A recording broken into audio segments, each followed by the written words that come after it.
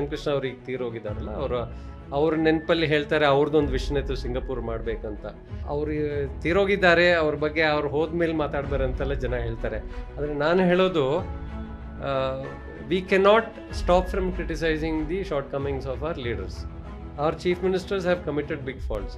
ಯಾಕಂದರೆ ಅವರು ನಮ್ಮ ಬೆಂಗಳೂರು ಸಿಂಗಾಪುರ್ ಆಗಬೇಕಂತ ಕನಸ್ಕೊಂಡ್ರು, ಅದಕ್ಕೆ ಏನು ಕೆಲಸ ಮಾಡಿದ್ರು ಅದು ಮುಖ್ಯ. ಅವರು ಆಡಳಿತ, ಪ್ಲ್ಯಾನಿಂಗ್ ಕೆಪಾಸಿಟಿ ಇವೆಲ್ಲ ಇಲ್ಲದೆ ಸಿಂಗಾಪುರ್ ಆಗ್ಬೋದಾ?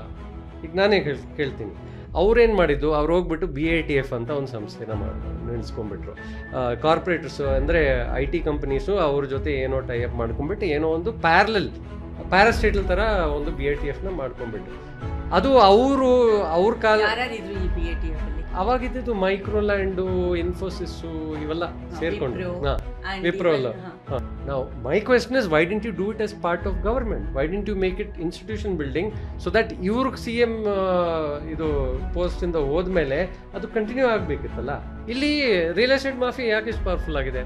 Because they will take one part of area, they will develop it very fast and they will violate all the laws and they sell it at very high prices. Bangalore has become a slum. Nobody gets decent housing. There is no decent air quality. There is no decent amenities. ಈಗ maximum ಬೆಂಗಳೂರಲ್ಲಿ ಕಂಡು ಬರ್ತಾ ಇರೋದು ಒಂದು ಈ PG ಸ್ಲಮ್ಗಳು. PG ಸ್ಲಮ್ಗಳಂದರೆ ಒಂಥರ ಜೈಲ್ಗಳ ಥರ.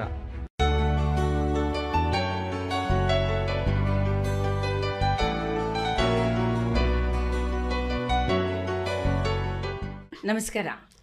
ಇವತ್ತು ನಮ್ಮ ಶೇರ್ ವಿತ್ ಶಮಂತ ಪಾಡ್ಕಾಸ್ಟಲ್ಲಿ ನಾವು ನಮ್ಮ ಬೆಂಗಳೂರು ಬಗ್ಗೆ ಯೋಚನೆ ಮಾಡ್ತಾ ಇದ್ದೀವಿ.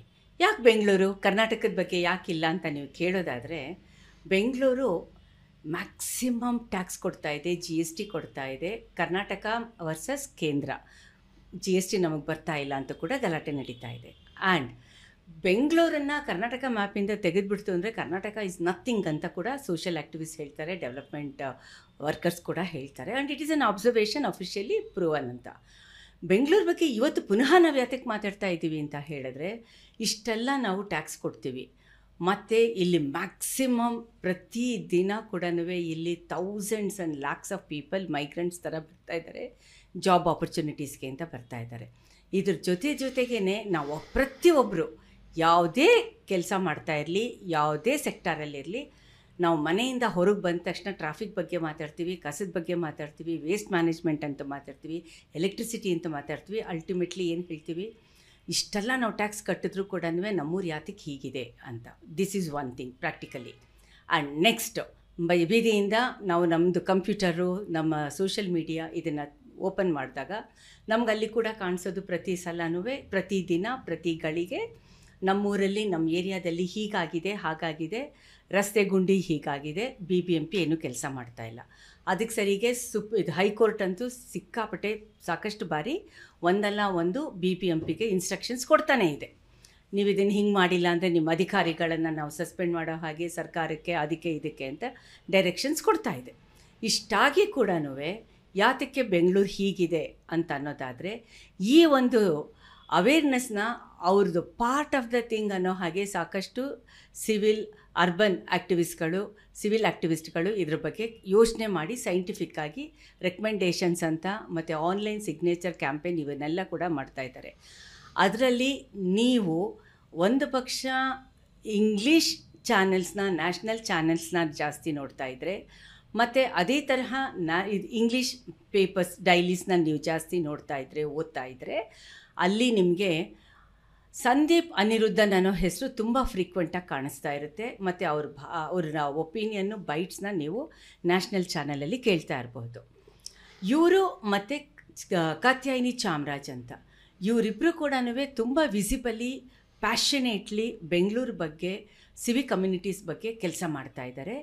ಇವತ್ತು ನಮ್ಮ ಜೊತೆಗೆ ಸಂದೀಪ್ ಅನಿರುದ್ಧ್ ಇದ್ದಾರೆ. ಇವರ ಜರ್ನಿ, ಇವ್ರ ಹಿಸ್ಟ್ರಿ ಕೂಡ ಕ್ವೈಟ್ ಇಂಟ್ರೆಸ್ಟಿಂಗ್. ಒಳ್ಳೆ ಕಂಫರ್ಟಬಲ್ ಜಾಬಲ್ಲಿದ್ದರು, ಇದ್ದಕ್ಕಿದ್ದ ಹಾಗೆ ಅದನ್ನು ಬಿಟ್ಟು ಇವತ್ತು ಸಿವಿಕ್ ಆ್ಯಕ್ಟಿವಿಸ್ಟ್ ಆಗಿದ್ದಾರೆ, ಸಿವಿಲ್ ಅಮ್ಯುನಿಟೀಸ್ ಬಗ್ಗೆ ಮಾತಾಡ್ತಾ ಇದ್ದಾರೆ. ಅಂದರೆ ನೀವು ಎಲ್ಲರೂ ಮಾತಾಡ್ತೀವಲ್ಲ, ಅದನ್ನು ಕನ್ಸ್ಟ್ರಕ್ಟಿವ್ ಆಗಿ ಯಾಕೆ ನಮ್ಮೂರು ಹೀಗಿದೆ ಅಂತ ಕ್ವಶ್ಚನ್ ಮಾಡ್ತಾ ಇದ್ದಾರೆ. ಅದರಲ್ಲೂ ಇವರು ವೈಟ್ಫೀಲ್ಡ್ ರೆಸಿಡೆಂಟ್ ಆಗಿದ್ದಾರೆ ಸುಮಾರು ಒಂದು 15+ ಇಯರ್ಸಿಂದ. Whitefield is a new extension ನಮ್ಮ ಬೆಂಗಳೂರಿಗೆ. ಮುಂಚೆ ಒಂದು 2000 ಹೇಗಿತ್ತು, ಈಗ 20 ಇಯರ್ಸ್ ಆದಮೇಲೆ ಹೇಗಿದೆ ಅಂತ ನೀವು ಸ್ವಲ್ಪ ನಾರ್ತು ಸೌತು ಇರುವಂಥ ಬೆಂಗಳೂರಿಯನ್ಸ್ನ ಕೇಳಿದ್ರೆ ಸಾಕಪ್ಪ ಸಾಕು, ಇದು is it part of Bengaluru ಅಂತ ಪ್ರಶ್ನೆ ಮಾಡ್ತಾರೆ. ಹಾಗಾಗಿ ಇವತ್ತು ಆ ಒಂದು ಪರ್ಟಿಕ್ಯುಲರ್ ಪಾರ್ಟಲ್ಲಿ ಮಹದೇವಪುರ, ವೈಟ್ ಫೀಲ್ಡ್ ಮತ್ತು ಒಟ್ಟಾರೆಯಾಗಿ ಬೆಂಗಳೂರು ಇಲ್ಲಿ ಯಾವ ಥರ ಹೋಗ್ತಾ ಇದೆ, ಯಾವ ದುರ್ಗತಿಗೆ ಹೋಗ್ತಾ ಇದೆ ಅಂತ ಇವರು ಬಹಳ ಸೈಂಟಿಫಿಕ್ಕಾಗಿ ಕೆಲಸ ಮಾಡ್ತಾ ಇದ್ದಾರೆ. ಪ್ಯಾಷನೇಟಾಗಿ ಮಾಡ್ತಾ ಇರಬಹುದು, ಆದರೆ ಸೈಂಟಿಫಿಕ್ ಆ್ಯಂಡ್ ಲೀಗಲಿ ಕೆಲಸ ಮಾಡ್ತಾ ಇದ್ದಾರೆ. ಲೀಗಲಿ ಅಂತ ನಾನು ಯಾತಕ್ಕೆ ಹೇಳ್ತಾ ಇದ್ದೀನಿ ಅಂತಂದರೆ, ನಮ್ಮ ಕಾನ್ಸ್ಟಿಟ್ಯೂಷನ್ 74th ಅಮೆಂಡ್ಮೆಂಟಲ್ಲಿ ಸಿಟಿ ಪ್ಲ್ಯಾನಿಂಗ್ ಹೇಗಿರಬೇಕು, ಅರ್ಬನ್ ಪ್ಲ್ಯಾನಿಂಗ್ ಹೇಗಿರಬೇಕು, ಅದಕ್ಕೆ ಯಾರ್ಯಾರು ಅದಕ್ಕೆ ಇನ್ಚಾರ್ಜ್ ಇದ್ದಾರೆ, ಮತ್ತು ಯಾವ ಥರ ಸರ್ಕಾರಗಳು, ಯಾವುದೇ CM ಬರಲಿ ಹೋಗಲಿ, ಯಾವ ಥರ ಸರ್ಕಾರಗಳು ಮತ್ತು ಲೋಕಲ್ ಅಡ್ಮಿನಿಸ್ಟ್ರೇಷನ್ನು ಹೆಂಗೆ ಇದನ್ನು ಸೀರಿಯಸ್ಸಾಗಿ ತೆಗೆದುಕೊಂಡು ಕೆಲಸ ಮಾಡ್ತಾ ಇದ್ದಾರೆ ಅಂತ. ಈಗ ನೀವು ಒಂದು ಸ್ವಲ್ಪ ಯೋಚನೆ ಮಾಡಿ, ನಾವು ಸೌತ್ ಬೆಂಗಳೂರಿನವರು, ನಾರ್ತ್ ಬೆಂಗಳೂರಿನವರು, ಚಿಕ್ಕಪೇಟೆ ಸೆಂಟ್ರಲಲ್ಲಿರೋರು, ನಾವೆಲ್ಲ ಹಳಬರು. ಇಲ್ಲಿ ಮಳೆಗಿಳೆ ಏನಾದರೂ ಆಯಿತು ಅಂತಂದರೆ ಯಾವತ್ತೂ ಫ್ಲಡ್ಸ್ ಬಂದಿಲ್ಲ. ಅದೇ ಹೊಸ ಏರಿಯಾಗಳಲ್ಲಿ ಫ್ಲಡ್ಸ್ ಎಲ್ಲ ಬರ್ತಾಯಿದೆ. ಇದು ನಾನೊಂದು very common and easily relatable example ನಾನು ಕೊಡ್ತಾ ಇದ್ದೀನಿ. ಅದೇ ತರಹ ರಸ್ತೆ ಗುಂಡಿಗಳು, ಅದ್ರ ಬಗ್ಗೆ ಅಂತೂ ಹೇಳಿ ಹೇಳಿ ಎಲ್ಲರೂ ಕೂಡ ಒಂಥರ ಎಕ್ಸ್ಟೆಂಪನಲ್ಲಿ ಬರೆಯೋ ಹಾಗೆ ರೈಟರ್ಸು ಆಗಿದ್ದಾರೆ, ಪೊಯಿಟ್ಸು ಆಗಿಬಿಟ್ಟಿದ್ದಾರೆ. ಇದನ್ನೆಲ್ಲ ತೆಗೆದುಕೊಂಡು ಇದನ್ನೇ ಒಂದು ಮೇನ್ ಕಮಿಟ್ಮೆಂಟು, ನಾನು ಉದ್ಯೋಗ ಪ್ರೊಫೆಷನ್ ಅಂತ ಹೇಳಲ್ಲ, ಆದರೆ ತುಂಬ ಫೋಕಸ್ಡಾಗಿ ಸಂದೀಪ್ ಕೆಲಸ ಮಾಡ್ತಾ ಇದ್ದಾರೆ. ಸಂದೀಪ್, ಈ ಥರ ಫೋಕಸ್ಡಾಗಿ ಕೆಲಸ ಮಾಡೋದಕ್ಕೆ ಹೇಗೆ ಸಾಧ್ಯ ಆಗುತ್ತೆ? ನಾನು ಸೈಂಟ್ ಜೋಸೆಫ್ಸ್ ಕಾಲೇಜಲ್ಲಿ ಓದಿದ್ದು arts, economics, political science, sociology. Management ಓದಿಲ್ಲ, ಆದರೆ ಕಾರ್ಪೊರೇಟ್ ಮ್ಯಾನೇಜ್ಮೆಂಟಲ್ಲಿ ಹೋಗಿದ್ದೆ. ಆಮೇಲೆ ಆಂಟ್ರಪ್ರಿನರ್ಶಿಪ್ಪು ಮಾಡಿದ್ದೀನಿ. ಮತ್ತು ಸುಮಾರು ನಾನು ಬೆಳೆದಿದ್ದು ಬೆಂಗಳೂರಲ್ಲಿ HAL ಭಾಗದಲ್ಲಿ. ಮತ್ತು ನಮ್ಮ ತಂದೆ ತಾಯಿ HALಲ್ಲಿ ಕೆಲಸ ಮಾಡ್ತಾಯಿದ್ರು. ಮತ್ತು ಇಂದಿರಾನಗರ ಹತ್ರನೇ ಓಲ್ಡ್ ಏರ್ಪೋರ್ಟ್ ರೋಡಲ್ಲಿ ಮನೆ ಇತ್ತು. ಅಲ್ಲಿಂದ ಈಗ ವೈಟ್ ಫೀಲ್ಡ್ ಶಿಫ್ಟ್ ಆಗಿದ್ದಿದ್ದು 2015ಇಂದ. ಸೊ 7-8 ವರ್ಷನೇ ಆಗಿರೋದು ವೈಟ್ ಫೀಲ್ಡ್ ಬಂದಿದ್ದು. Most of my life white field ಒಂದು ನಮ್ಮ ಮನಸ್ಸಿಗೆ ಬರದೇ ಇರೋ ಒಂದು ಭಾಗ ಇತ್ತು, ಏರಿಯಾ ಇತ್ತು ಬೆಂಗಳೂರಲ್ಲಿ. ನಮಗೆ ವೈಟ್ ಫೀಲ್ಡ್ ಅಂದರೆ ಬೆಂಗಳೂರಿನ ಆಚೆ ಅಂತ ಇತ್ತು. ಈಗ 2015ಅಲ್ಲಿ ನಮ್ಮ ಪೇರೆಂಟ್ಸ್ ಅಲ್ಲಿ ರಿಟೈರ್ಮೆಂಟ್ ಯಾವುದೋ ಇನ್ವೆಸ್ಟ್ಮೆಂಟ್ ಮಾಡಿದರು. ಆ ಭಾಗಕ್ಕೆ ಅದರಿಂದ ಶಿಫ್ಟ್ ಆಗಿದ್ದು, ಅಲ್ಲಿಗೆ ಬಂದು ಸೇರಿದ್ದು. ಆಗ ಬಂದು ಸೇರಿದಾಗ ಇಲ್ಲಿ ಯೋಜಿತವಿಲ್ಲದೆ ಅಭಿವೃದ್ಧಿ ಅಂದರೆ ಅನ್ಪ್ಲ್ಯಾನ್ಡ್ ಡೆವಲಪ್ಮೆಂಟ್ ಏನು ಅಂತ ಅರ್ಥ ಆಯಿತು. ಯಾಕೆಂದರೆ ಅದಕ್ಕೆ ಮೊದಲು ನಾವು ಇದ್ದಿದ್ದ ಭಾಗ ಯಾವುದು ಅನ್ಪ್ಲ್ಯಾನ್ಡ್ ಆಗಿರಲಿಲ್ಲ, ಅವೆಲ್ಲ ಪ್ಲ್ಯಾನ್ ಡೆವಲಪ್ಮೆಂಟ್ ಇತ್ತು. ಈಗ ಇಂದಿರಾನಗರ್ ನೋಡಿ, ಅಥವಾ CBD ಏರಿಯಾ, ನಮ್ಮ ಕಾಲೇಜ್ ಸುತ್ತಮುತ್ತ, ಮತ್ತು HAL ಕೂಡ ಪ್ಲ್ಯಾನ್ ಟೌನ್ಶಿಪ್ ಇತ್ತು. ಈ ಒಂದು ರೀತಿ ಅನ್ಪ್ಲ್ಯಾನ್ಡ್ ಆಗಿ ಅಭಿವೃದ್ಧಿ ನಮ್ಗೆ ಕಂಡು ಬಂದಿಲ್ಲ ಅದಕ್ಕೆ ಮೊದಲು. ಇಲ್ಲಿ ಬಂದು ಸೇರಿದ ಮೇಲೆ ಇದು ಎಲ್ಲಿಗೆ ಬಂದು ಸೇರಿಬಿಟ್ಟಿದ್ದೀವೋ ಅಂತ ಆಯಿತು. ಸುತ್ತಮುತ್ತ ರಸ್ತೆಗಳ ಪ್ಲ್ಯಾನಿಂಗ್ ಇಲ್ಲ, ಅಲ್ಲಿರೋ ಡೆವಲಪ್ಮೆಂಟು ಪ್ಲ್ಯಾನಿಂಗ್ ಇಲ್ಲ, ಮತ್ತು ನಮ್ಮ ಬಿಲ್ಡಿಂಗ್ ಬೈಲಾಸ್ನೆಲ್ಲ ವೈಲೇಟ್ ಮಾಡಿ ಯಾವ ರೀತಿ ಆ ಸುತ್ತಮುತ್ತ ಇರೋ ಏರಿಯಾಗೆ ಶೋಷಣೆ ಮಾಡ್ಬೋದು ಆ ಎಲ್ಲ ರೀತಿಯಲ್ಲೂ ಮಾಡ್ತಾಯಿದ್ದಾರೆ ಅಲ್ಲಿರೋ ಡೆವಲಪರ್ಸು. ಒಂದು ಚೂರು ಅವ್ರಿಗೆ ಮನಸಾಕ್ಷಿ ಇಲ್ಲ. ಅಂದರೆ 2 ಫ್ಲೋರ್ ಮಾಡೋ ಕಡೆ 5 ಫ್ಲೋರ್ ಮಾಡ್ತಾರೆ, 10 ಫ್ಲೋರ್ ಮಾಡಿಬಿಡ್ತಾರೆ, ಎಲ್ಲ ವೈಲೇಷನ್ ಮಾಡ್ತಾರೆ. ಮತ್ತು ಅಧಿಕಾರಿಗಳು ಯಾವುದೂ ಕ್ರಮ ತಗೊಳ್ತಾ ಇಲ್ಲ. ಅಲ್ಲಿ ಬೆಂಗಳೂರಲ್ಲಿ ಮೇನ್ ಸೆಂಟರ್ಸಲ್ಲಿ ಈ ಥರ ಎಲ್ಲ ಮಾಡಿದ್ರೆ ಒಂದು ಚೂರಾದರೂ ಅಧಿಕಾರಿಗಳು ಆ್ಯಕ್ಷನ್ ತಗೊಳ್ತಾ ಇರ್ಬೋದು. ಆ ಕಡೆಗೆಲ್ಲ ಒಂಚೂರು ಇಲ್ಲ. ಸಿಕ್ಕದಂಗೆ ಹೆಂಗ್ ಮಾಡಬೇಕಾದ್ರೂ ಏನ್ ಬೇಕಾದ್ರೂ. ಇವ್ರದ್ದು ಸೋಷಿಯಲ್ ಮೀಡಿಯಾ ಹ್ಯಾಂಡ್ಲಲ್ಲಿ ನೀವು ನೋಡ್ತು ಅಂತ ಹೇಳಿದ್ರೆ, ಪಾಸ್ಟ್ ಫ್ಯೂ ಮಂತ್ಸಿಂದ TJ ಜಾರ್ಜ್ ಅವರು ಯಾವ ರೀತಿ ಅಲ್ಲಿ ವಾಟರ್ ಕಂಟಾಮಿನೇಷನ್ ಆಗೋದಕ್ಕೆ ಏನೇನು ಕೆಲಸಗಳು ಮಾಡಬೇಕೋ ಅದನ್ನೆಲ್ಲ ಕೂಡ ಅಲ್ಲಿ ಅಪಾರ್ಟ್ಮೆಂಟ್ಸ್ನವರು ಮಾಡ್ತಾ ಇದ್ದಾರೆ. ಮತ್ತು ನೀವು ಅದಕ್ಕೆ ಒಂದು ಕೇಸ್ ಫೈಲ್ ಮಾಡಿ PIL ಹಾಕಿದ್ರೂ ಕೂಡ ಯಾವುದು ಉಪಯೋಗ ಆಗಿಲ್ಲ ಅಂತ ನೀವು ಶೇರ್ ಮಾಡಿದ್ದೀರಾ. ಅದು ಬೇರೆನೇ ವಿಷಯ. ಅದು ಬಂದು ಎನ್ವೈರನ್ಮೆಂಟಲ್ ಇಶ್ಯೂಸ್. ಈಗ ಕೆರೆ ಇದೆ, ಅಲ್ಲೊಂದು ಕೆರೆ ಒತ್ತುವರಿ ಆಗಿತ್ತು 40 ವರ್ಷ. ನಾವು PIL ಹಾಕ್ಬಿಟ್ಟು ಅದನ್ನು ಉಳಿಸಿದ್ದೀವಿ. ಅದಕ್ಕೆ ಬರ್ತಾ ಇರೋ ರಾಜ್ ಕಾಲುವೆ, ಈಗ ಈ ಮಂತ್ರಿಗಳು ನೀವು ಹೇಳ್ದಂಗೆ KJ ಜಾರ್ಜ್ ಅವರು ರಾಜ್ ಕಾಲುವೆನೇ ಬ್ಲಾಕ್ ಮಾಡಿ ಡೈವರ್ಟ್ ಮಾಡಿಬಿಟ್ಟವ್ರೆ. ಅದ್ರದ್ದು ಸ್ವಲ್ಪ ಕಾಂಪ್ಲಿಕೇಶನ್ಸ್ ಇದೆ. ಯಾಕಂದರೆ ಅದು ಪ್ರೆಸೆಂಟ್ ವಿಲೇಜ್ ಮ್ಯಾಪಲ್ಲಿ ತೋರಿಸ್ತದೆ, ಹಳೆ ವಿಲೇಜ್ ಮ್ಯಾಪಲ್ಲಿದೆ. ಆದರೆ ಆ ನೀರು ಈಗ ಹೇಗೆ ಹರಿಯುತ್ತೆ, ಒಂದು ಹೈಯರ್ ಪೊಸಿಷನ್ದ ಲೋವರ್ ಪೊಸಿಷನ್, ವ್ಯಾಲಿಯಲ್ಲಿ ಬಾಟಮಲ್ಲಿ ತಾನೇ ಬರೋದು. ಆ ಕಾಲುವೆ ಅದು ನ್ಯಾಚುರಲ್ ಕಾಲುವೆ, ಹಳೆಯ ಕಾಲದಿಂದ 1000 ವರ್ಷದಿಂದ ಅಲ್ಲೇ ಹರಿತಾ ಇತ್ತು. ಅದನ್ನು ಬಂದ್ಬಿಟ್ಟು ಒಂದಿನ ಬ್ಲಾಕ್ ಮಾಡಿಬಿಟ್ಟು ಡೈವರ್ಟ್ ಮಾಡಿಬಿಟ್ರೆ ಸ್ವಲ್ಪ ಆದರೂ ಮನಸ್ಸಾಕ್ಷಿ ಇರಬಾರ್ದು. ಅದು ಒಂದು ಪಬ್ಲಿಕ್ ರೆಪ್ರೆಸೆಂಟೇಟಿವ್ ಆಗಿ ಅಲ್ವಾ? ಸೊ ಇಂಥದ್ದೆಲ್ಲ ಯೋಚನೆ ಮಾಡಲ್ಲ. ಇವರೆಲ್ಲ ದುಡ್ಡು ಹಿಂದೆ ಹೆಂಗೆ ಬಿದ್ದುಬಿಟ್ಟು ಏನೇನು ಕಸ ಮಾಡ್ತಾರೋ ಇದು ಅಲ್ಲಿ ನೋಡೋಕ್ಕೆ ಸಿಗತ್ತೆ ಇದೆಲ್ಲ. ಸೊ ಅವರು ಒಂದು ಫಂಕ್ಷನಿಂಗ್ ರಾಜಕಾಲುವೆನೇ ಬ್ಲಾಕ್ ಮಾಡಿ ಡೈವರ್ಟ್ ಮಾಡಿ ಒಂದು ಸ್ಕೂಲ್ ಫ್ಲಡ್ ಆಗೋಯ್ತು. ಅಲ್ಲಿ ಚಿಕ್ಕ ಮಕ್ಕಳು ರಾತ್ರಿ ಮಳೆ ಬಿದ್ದಾಗ ಎದ್ಬಿಟ್ಟಿದ್ದಾರೆ. ಮಳೆ ನೀರು ಅವರು ರೂಮ್ ಒಳಗಡೆ ಎಲ್ಲ ಬಂದು ಬೆಡ್ ಹೈಟಿಗೆ ಬಂದಿತ್ತು. ಥ್ಯಾಂಕ್ಫುಲಿ ಫಾರ್ಚುನೇಟ್ಲಿ ಯಾರೂ ಸತ್ತಿಲ್ಲ. ಹಂಗಾಗಿದ್ದರೆ ಸರಿಯಾಗಿ ಮೀಡಿಯಲ್ಲಿ ಬರ್ತಾಯಿತ್ತು, ಆದರೂ ಕೂಡ ಬಂದಿತ್ತು ಮೀಡಿಯಾದಲ್ಲಿ. ಆದರೆ ಇಂಥ ಕೆಲಸಗಳು ಮಾಡ್ತಾರೆ, ಯಾವುದೂ ಒಂದು ಪ್ಲ್ಯಾನಿಂಗ್ ಇಲ್ಲ, ಲಾಸ್ ಫಾಲೋ ಮಾಡಲ್ಲ. ಆ ಇಡೀ ಏರಿಯಾದಲ್ಲಿ ಹಾಗೆ ಆಗೋಗ್ಬಿಟ್ಟಿದೆ. ಅಂದರೆ it is become an lawless area. Okay, ಈಗ ರೀಸೆಂಟ್ಲಿ ಅದಕ್ಕಿಂತ ಜಾಸ್ತಿ ಆಯಿತು. ಒಂದು ಯಾವುದೋ ಒಂದು ರಿಯಲ್ ಎಸ್ಟೇಟ್ ಮಾಫಿಯಾದವರು ಇನ್ನೊಬ್ಬರ ಮನೇನ ಸ್ವಂತ ಮಾಡ್ಕೊಳ್ಳೋಕ್ಕೆ ಒಂದು 50-100 ರೌಡಿಗಳನ್ನ ಕರ್ಕೊಂಬಂದ್ಬಿಟ್ಟು ನುಗ್ಗಿಬಿಟ್ಟಿದ್ದಾರೆ. ಪೊಲೀಸ್ ಅವರು ಸುಮ್ಮನೆ ನಿಂತ್ಕೊಂಡಿದ್ದಾರೆ. ಇಂಥದ್ದೆಲ್ಲ ನಡೀತಾ ಇದೆ ನಮ್ಮ ಬೆಂಗಳೂರಲ್ಲಿ. ಹೌದು ಸಂದೀಪ್, ಅದಕ್ಕೋಸ್ಕರನೇ ನಿಮ್ಮ ಹತ್ರ ಮಾತಾಡಿಸ್ತಾ ಇರೋದು. ಬಿಕಾಸ್ ನೀವು ಬರೀ ಇದು ಗಾರ್ಬೇಜ್ ಇಶ್ಯೂ ಆಗಬಹುದು ಅಥವಾ ಟ್ರಾಫಿಕ್ ಇಶ್ಯೂ ಮಾತ್ರ ತೆಗೆದುಕೋತಾ ಇಲ್ಲ, ಲ್ಯಾಂಡ್ ಮಾಫಿಯಾ, ಎನ್ವಿರಾನ್ಮೆಂಟು ಮತ್ತು ಅನ್ಪ್ಲ್ಯಾನ್ಡ್ ಕನ್ಸ್ಟ್ರಕ್ಷನ್ನು, ಈ ಥರದ್ದೆಲ್ಲ ಕೂಡ ತೆಗೆದುಕೊಂಡಿದ್ದೀರಾ ನೀವು. ಹೀಗಾಗಿ ನೀವು ಇದನ್ನು ಯಾವ ರೀತಿ ಜನರಲ್ ಪಬ್ಲಿಕ್ಗೆ, ನೀವು ಸೋಷಿಯಲ್ ಮೀಡಿಯಾದಲ್ಲಿ ಹೀರೋ ಇದ್ದೀರಾ, ವಿ ನೋ ದ್ಯಾಟ್. ಮತ್ತು ಇದ್ರ ಬಗ್ಗೆ, ಈ ಥರದ್ರ ಬಗ್ಗೆ ಮಾತಾಡಬೇಕು ಅಂತ ಹೇಳಿದ್ರೆ ನ್ಯಾಷನಲ್ ಚಾನೆಲ್ಸು ಕೂಡ ನಿಮ್ಮನ್ನು ತುಂಬ ಮಾತಾಡಿಸುತ್ತೆ. ಆ್ಯಂಡ್ ನೀವು ಕೂಡ ಸುಮಾರು ಆರ್ಟಿಕಲ್ಸ್ ಬರೀತಾ ಇದ್ದೀರಾ. ಇನ್ ಸ್ಪೈಟ್ ಆಫ್ ದಟ್, ಯಾತಕ್ಕೆ ಗೌರ್ಮೆಂಟ್ ಆಗಬಹುದು ಅಥವಾ BBMP ಆಗಬಹುದು ಅಷ್ಟು ಇನ್ಸೆನ್ಸಿಟಿವ್ ಆಗಿದೆ? My journey to civic activism came accidentally. Actually ನಾವು ಶುರು ಮಾಡಿದ್ದು ಸಸ್ಟೈನಬಿಲಿಟಿ. ಆ್ಯಕ್ಚುಲಿ ನನಗೆ ಇಂಟ್ರೆಸ್ಟ್ ಇದ್ದಿದ್ದು ಎನ್ವೈರನ್ಮೆಂಟು ಅಂಥದ್ರಲ್ಲಿ.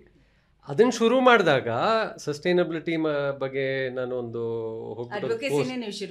Sustainable advocacy, environment, lakes, water bodies, ಇದ್ರ ಬಗ್ಗೆಯಿಂದ ನಾನು ಶುರು ಆಗಿದ್ದು ನನ್ನ ಇಂಟ್ರೆಸ್ಟು. ಅದು ಶುರು ಮಾಡಿದಾಗ ಐ ರಿಯಲೈಸ್ಡ್, ಈಗ ನೋಡಿ, ನಮ್ಮದೊಂದು ಆಡಳಿತ ಇರುತ್ತಲ್ಲ, ಅದಕ್ಕೊಂದು ಕಾನೂನುಗಳಿರುತ್ತೆ. ಆ ಕಾನೂನುಗಳ ವ್ಯವಸ್ಥೆ ನೋಡಿಬಿಟ್ಟು ಅದು ಕರೆಕ್ಟಾಗಿ ಫಾಲೋ ಮಾಡ್ತಾ ಇದ್ರೇ ಇವೆಲ್ಲ ಪ್ರಿವೆಂಟ್ ಮಾಡ್ಬೋದು. ಈಗ ಎನ್ವೈರ್ನ್ಮೆಂಟ್ ವೈಲೇಷನ್ಗೂ ಪ್ರಿವೆಂಟ್ ಮಾಡೋದು ಹೇಗೆ? ಕಾನೂನೇನಿದೆ, ಅದು ಕರೆಕ್ಟಾಗಿ ಕಾನೂನು ವ್ಯವಸ್ಥೆ ಇದೆಯಾ, ಕಾನೂನು ಫಾಲೋ ಮಾಡ್ತಾ ಇದ್ದಾರಾ, ವೈಲೇಷನ್ಸ್ನ ತಡೆ ಮಾಡ್ತಾ ಇದ್ದಾರಾ ಆಫೀಷಿಯಲ್ಸು, ಇದೆಲ್ಲ ಸರಿಗಿದ್ರೇ ಕಾನೂನು ಸರಿಗಿರುತ್ತೆ. ಅದನ್ನು ನೋಡ್ತಾ ಹೋದಾಗ, ಕರೆಕ್ಟ್ ನೋಡಿದಾಗ ಸಿವಿಕ್ ಲಾಸು, ಬೈಲಾಸು ವೈಲೇಟ್ ಆಗ್ತಾ ಇದೆ. ನಮ್ಮ ಸುತ್ತಮುತ್ತ ನೋಡಿ, ಈಗ ನಮ್ಮ ಪರಿಸರ, ನಮ್ಮ ಸುತ್ತಮುತ್ತ ಇರೋ ಎಮ್ಯುನಿಟೀಸು, ಫೆಸಿಲಿಟೀಸ್ ಎಲ್ಲ ಇಂಟರ್ಲಿಂಕ್ಡು. ಈಗ ಒಂದು ಬೇರೆ ಇದು ಬೇರೆ ಅಂತ ಹೇಳೋಕ್ಕಾಗಲ್ಲ. ಯಾಕಂದರೆ ಒಂದು ಕೆರೆ ನಾವು ಉಳ್ಸೋಕೆ ಹೋಗ್ತಾ ಇದ್ದೀವಿ, ಅಲ್ಲಿ ನೋಡಿದ್ರೆ ಕೆರೆಗೆ ಬರ್ತಾ ಇರೋ ನೀರು ರಾಜಕಾಲುವೆಯಿಂದ ಬರುತ್ತೆ. ರಾಜಕಾಲುವೆಗೆ ಬರೋ ನೀರು ಎಲ್ಲಿಂದ ಬರುತ್ತದೆ? ಓಪನ್ ಡ್ರೈನ್ಸಿಂದ.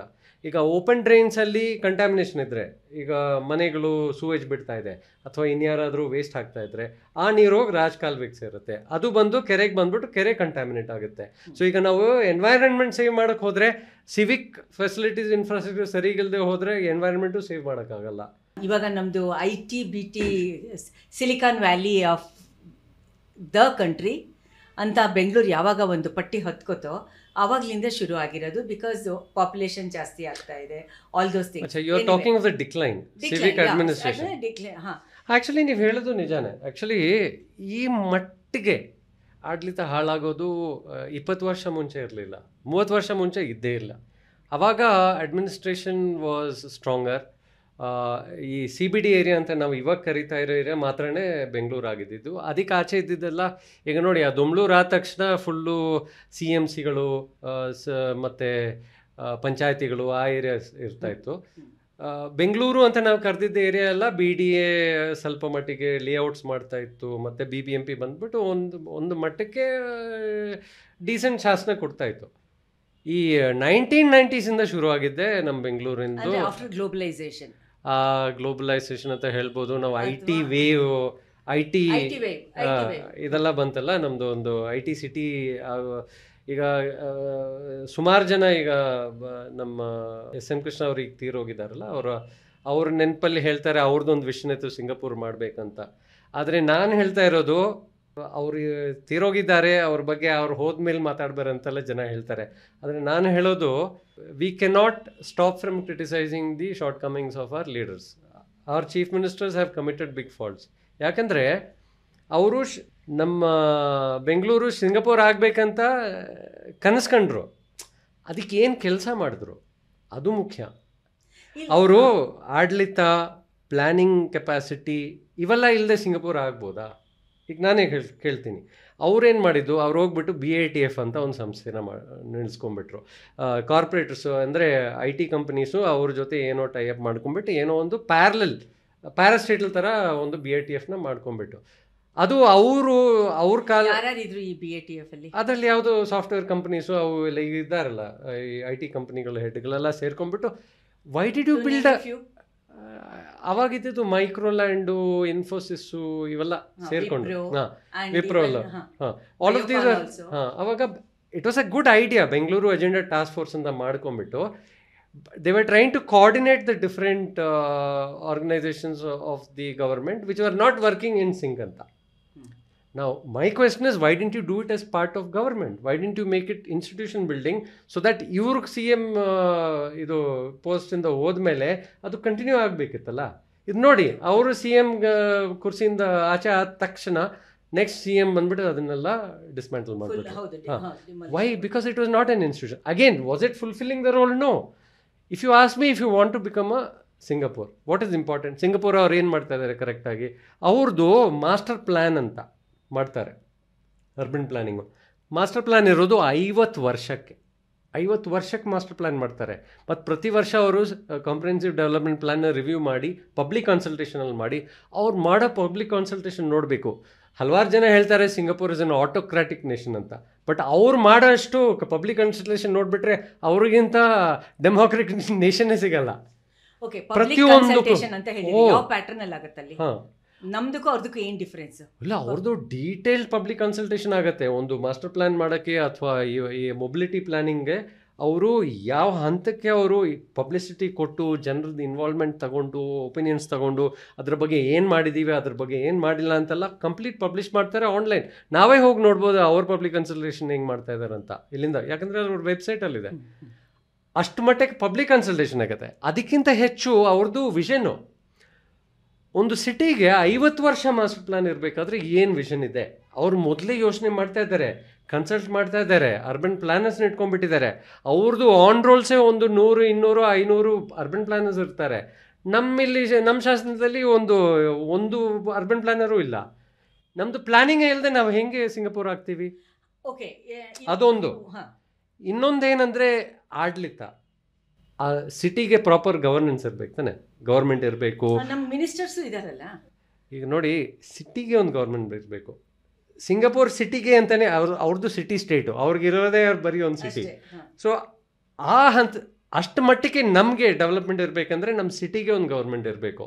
ಅದೇನು ಹೊಸ ಐಡಿಯಾನಾ? ಅಲ್ಲ. 1992 ಅಲ್ಲಿ ಕಾನೂನಾಗಿದೆ, ನಮ್ಮ ಸಂವಿಧಾನದಲ್ಲೇ ಹೇಳಿದೆ, ಒಬ್ಬ ಸಿಟಿಗೆ ಡಿವಾಲ್ಡ್, ಡಿಸೆಂಟ್ರಲೈಸ್ಡ್, ಎಲೆಕ್ಟೆಡ್ ಸಿಟಿ ಗೌರ್ಮೆಂಟ್ ಇರಬೇಕು, ಡಿವಾಲ್ಡು ಈ ಥರ ಇರಬೇಕಂತ ನಮ್ಮ ಸಂವಿಧಾನದಲ್ಲೇ ಇದೆ. 1992ಇಂದನೇ ನಮಗೆ ಇರಬೇಕಿತ್ತು. ಯಾಕಿಲ್ಲ? ಅದೇ ಹೇಳಿದ್ದು, ಇದು ಸುಮ್ಮನೆ ನಾವು ಕನಸು ಕಾಣ್ಬೋದು, ನಾವು ಸಿಂಗಪೂರ್ ಆಗಬೇಕು, ನಾವು ದುಬೈ ಆಗಬೇಕು, ನಾವು ಲಂಡನ್ ಆಗಬೇಕು, ನಾವು ನ್ಯೂಯಾರ್ಕ್ ಆಗಬೇಕಂತ. ಅವ್ರು ಮಾಡ್ತಾ ಇರೋದೇನು ಅಂತ ನಾವು ಕಾಪಿ ಮಾಡ್ತಾ ಇಲ್ಲ.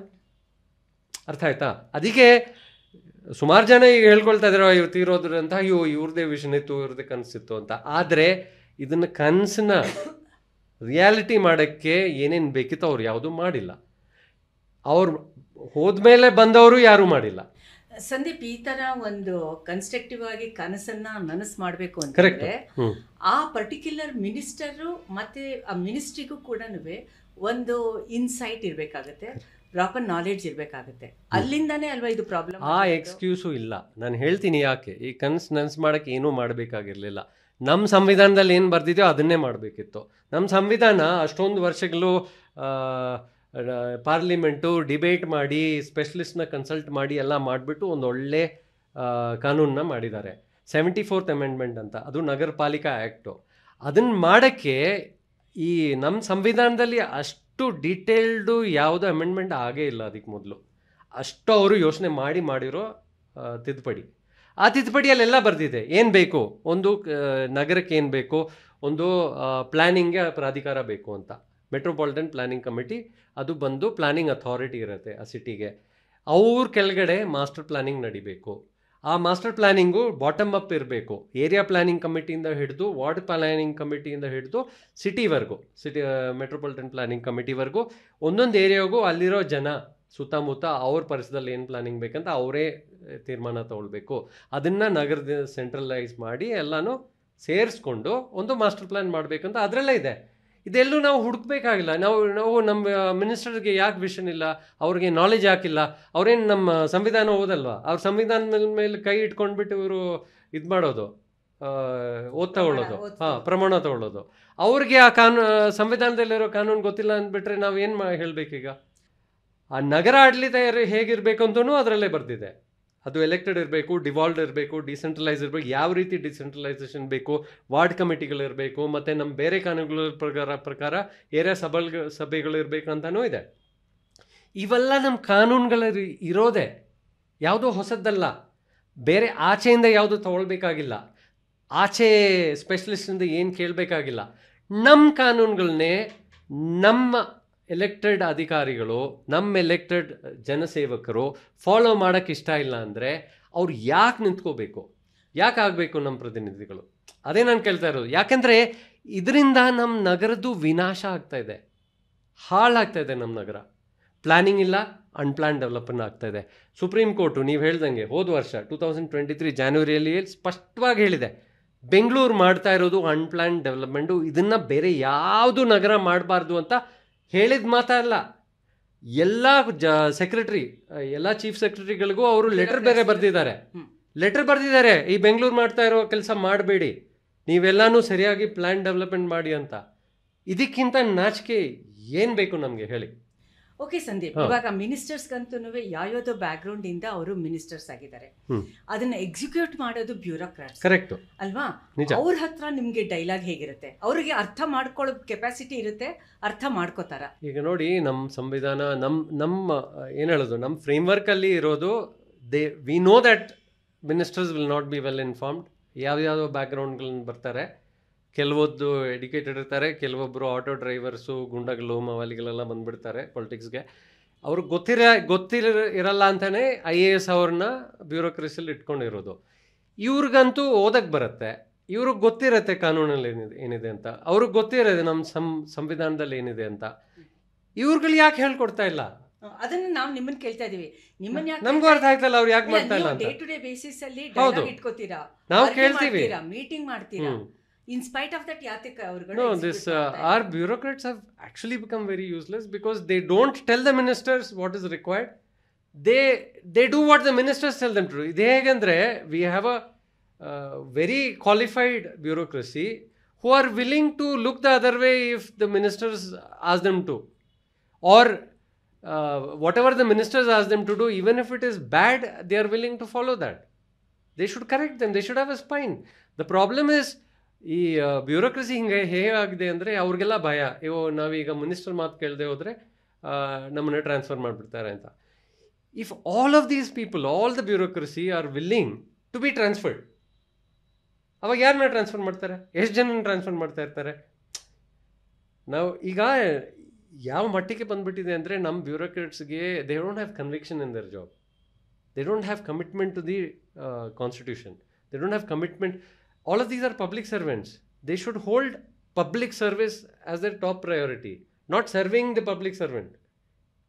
ನಮ್ಮ ಮಿನಿಸ್ಟರ್ಗಳನ್ನ ಸೇವೆ ಮಾಡೋದಲ್ಲ ಅವ್ರ ಕೆಲಸ ನಮ್ಮ ಸಂವಿಧಾನಕ್ಕೆ ಸರ್ವ್ ಮಾಡೋದು, ನಮ್ಮ ಪಬ್ಲಿಕ್ನ ಸರ್ವ್ ಮಾಡೋದು.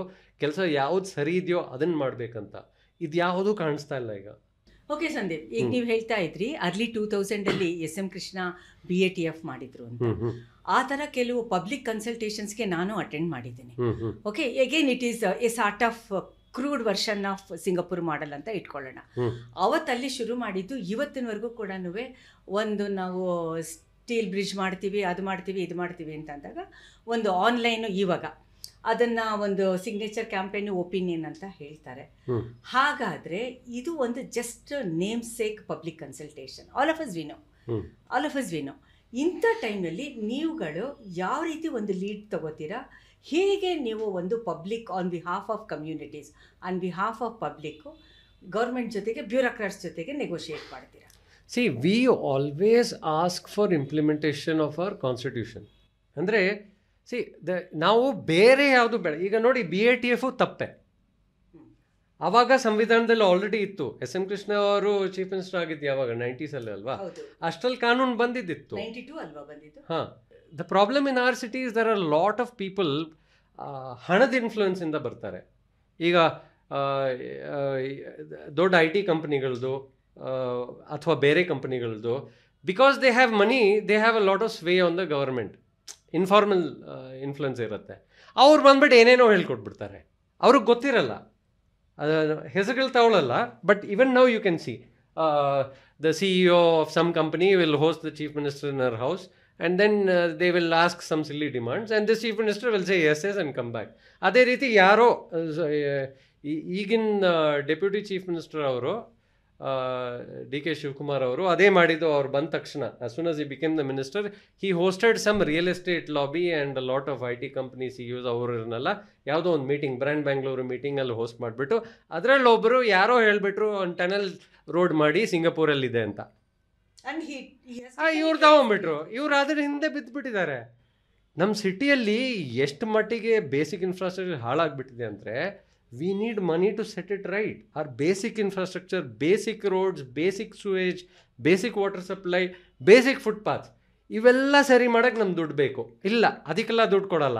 ಯಾವುದೋ ಒಂದು ಯೂಸ್ಲೆಸ್ ಟನಲ್ ರೋಡ್ ಹಿಂದೆ ಇಷ್ಟು ಸಾವಿರ ಕೋಟಿ ಅಷ್ಟು ಸಾವಿರ ಕೋಟಿ ಖರ್ಚು ಮಾಡ್ತೀವಿ, state will stand guarantee for taking loans. ನಮಗೆ already we have some lakhs of crores of burden on us. ಅದಕ್ಕೆ ಇದು ಸೇರಿಸ್ಬಿಡ್ತಾರೆ. Is that road project useful? ಯೋಚನೆ ಮಾಡಿಲ್ಲ. He doesn't have the capacity, he doesn't have any advisers who have the capacity to give him good advice. ಸಿಂಗಾಪುರ್ದೇ ತಗೊಳ್ಳಿ example. I will give you the history of ಸಿಂಗಾಪುರ್ಸ್ tunnel road project. Singapore earlier, 20, 30, 50 years back, used to build tunnel road projects to avoid some congestion. Later they realized that it is not solving any congestion. Adadmele they said we will not build any tunnel roads. ಅಂದ್ರೆ ಈ report ತಗೊಳ್ಳಲ್ಲ. ಹಾಂ, ಇದು ಅವ್ರಿಗೂ ಗೊತ್ತಿಲ್ಲ, ಅವ್ರು advice ಮಾಡಿರೋರ್ಗೂ ಗೊತ್ತಿಲ್ಲ. Singapore actually set aside land to build a huge tunnel road project. 80s ಅಲ್ಲಿ ಅದನ್ನು ಸ್ಕ್ರ್ಯಾಪ್ ಮಾಡಿದ್ದಾರೆ. ಅದು ಯಾಕೆ ಸ್ಕ್ರ್ಯಾಪ್ ಮಾಡಿದ್ದಾರೆ ಅಂತೂ ಆನ್ಲೈನ್ ಇದೆ, ಸಿಂಪ್ಲಿ ಗೂಗಲ್ ಮಾಡಿದ್ರೆ ಸಿಕ್ಬಿಡ್ತದವಲ್ಲ. You don't need specialist. ಅದು ಯಾಕೆ ಸ್ಕ್ರ್ಯಾಪ್ ಮಾಡಿದ್ರು ಅಂದರೆ, Singapore took detail consultation from experts and realised that the tunnel road project is a bad idea. It doesn't solve any problem. So what did they do? They gave up that land. ಅದಕ್ಕೆ ಇಟ್ಕೊಂಡಿದ್ದ ಲ್ಯಾಂಡ್ನೆಲ್ಲ ಅವರು ರಿಯಲೊಕೇಟ್ ಮಾಡಿ, ಅದಕ್ಕೆ ಇಟ್ಕೊಂಡಿದ್ದ ಫಂಡ್ಸ್ನೂ reallocate ಮಾಡಿ, they are putting their entire money on mass rapid transit.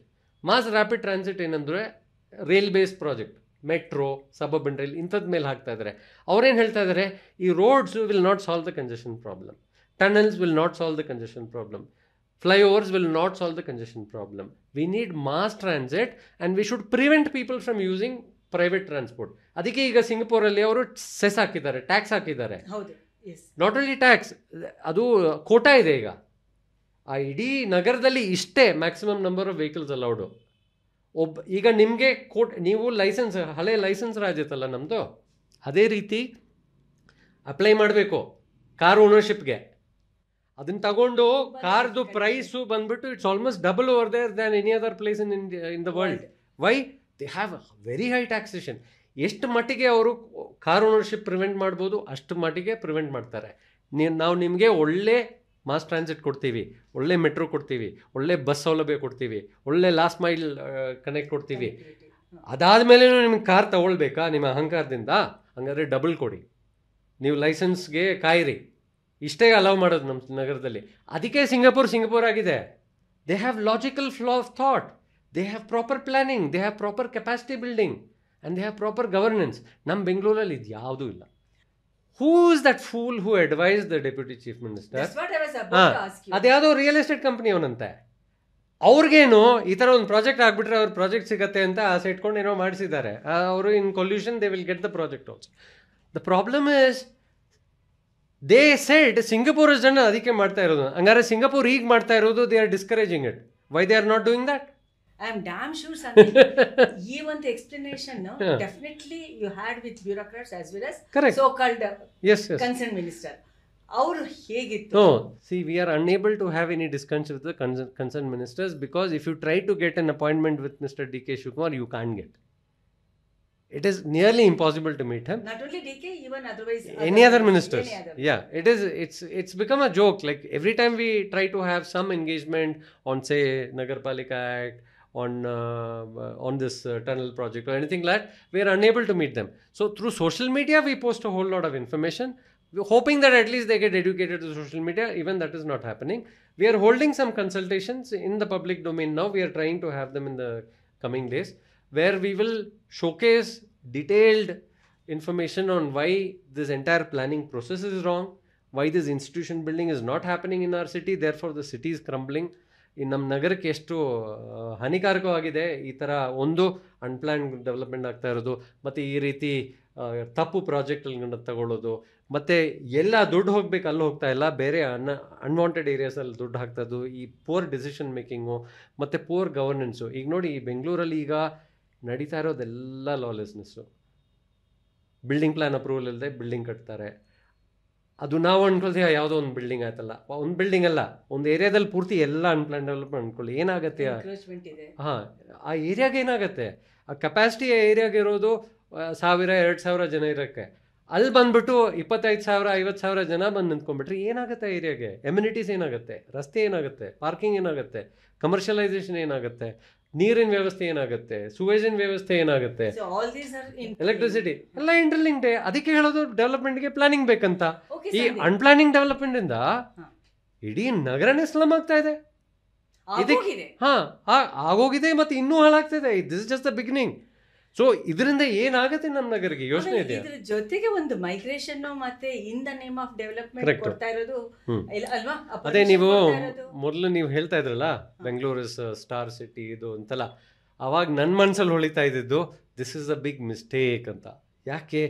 Y are millions of people coming to Bengaluru? It doesn't have the capacity. ಬೆಂಗಳೂರಿನ capacity ಈಗ 80s 90s ಇದ್ದಿದ್ದು ಅದೇ ಮ್ಯಾಕ್ಸಿಮಮ್ ಕೆಪಾಸಿಟಿ ಆ್ಯಕ್ಚುಲಿ ನೋಡೋಕೆ ಹೋದರೆ. Because there was a balance between environment, natural resources and the kind of people it can, population it can support. Beyond that is unplanned. It can ತಡೆಯೋಕ್ಕಾಗಲ್ಲ ಈ ನಗರಕ್ಕೆ. ಅದಾದ್ಮೇಲೆ ಆಗಿದ್ದೆಲ್ಲ ತಪ್ಪು. Okay, ಅದು ಹಂಗಲ್ಲ.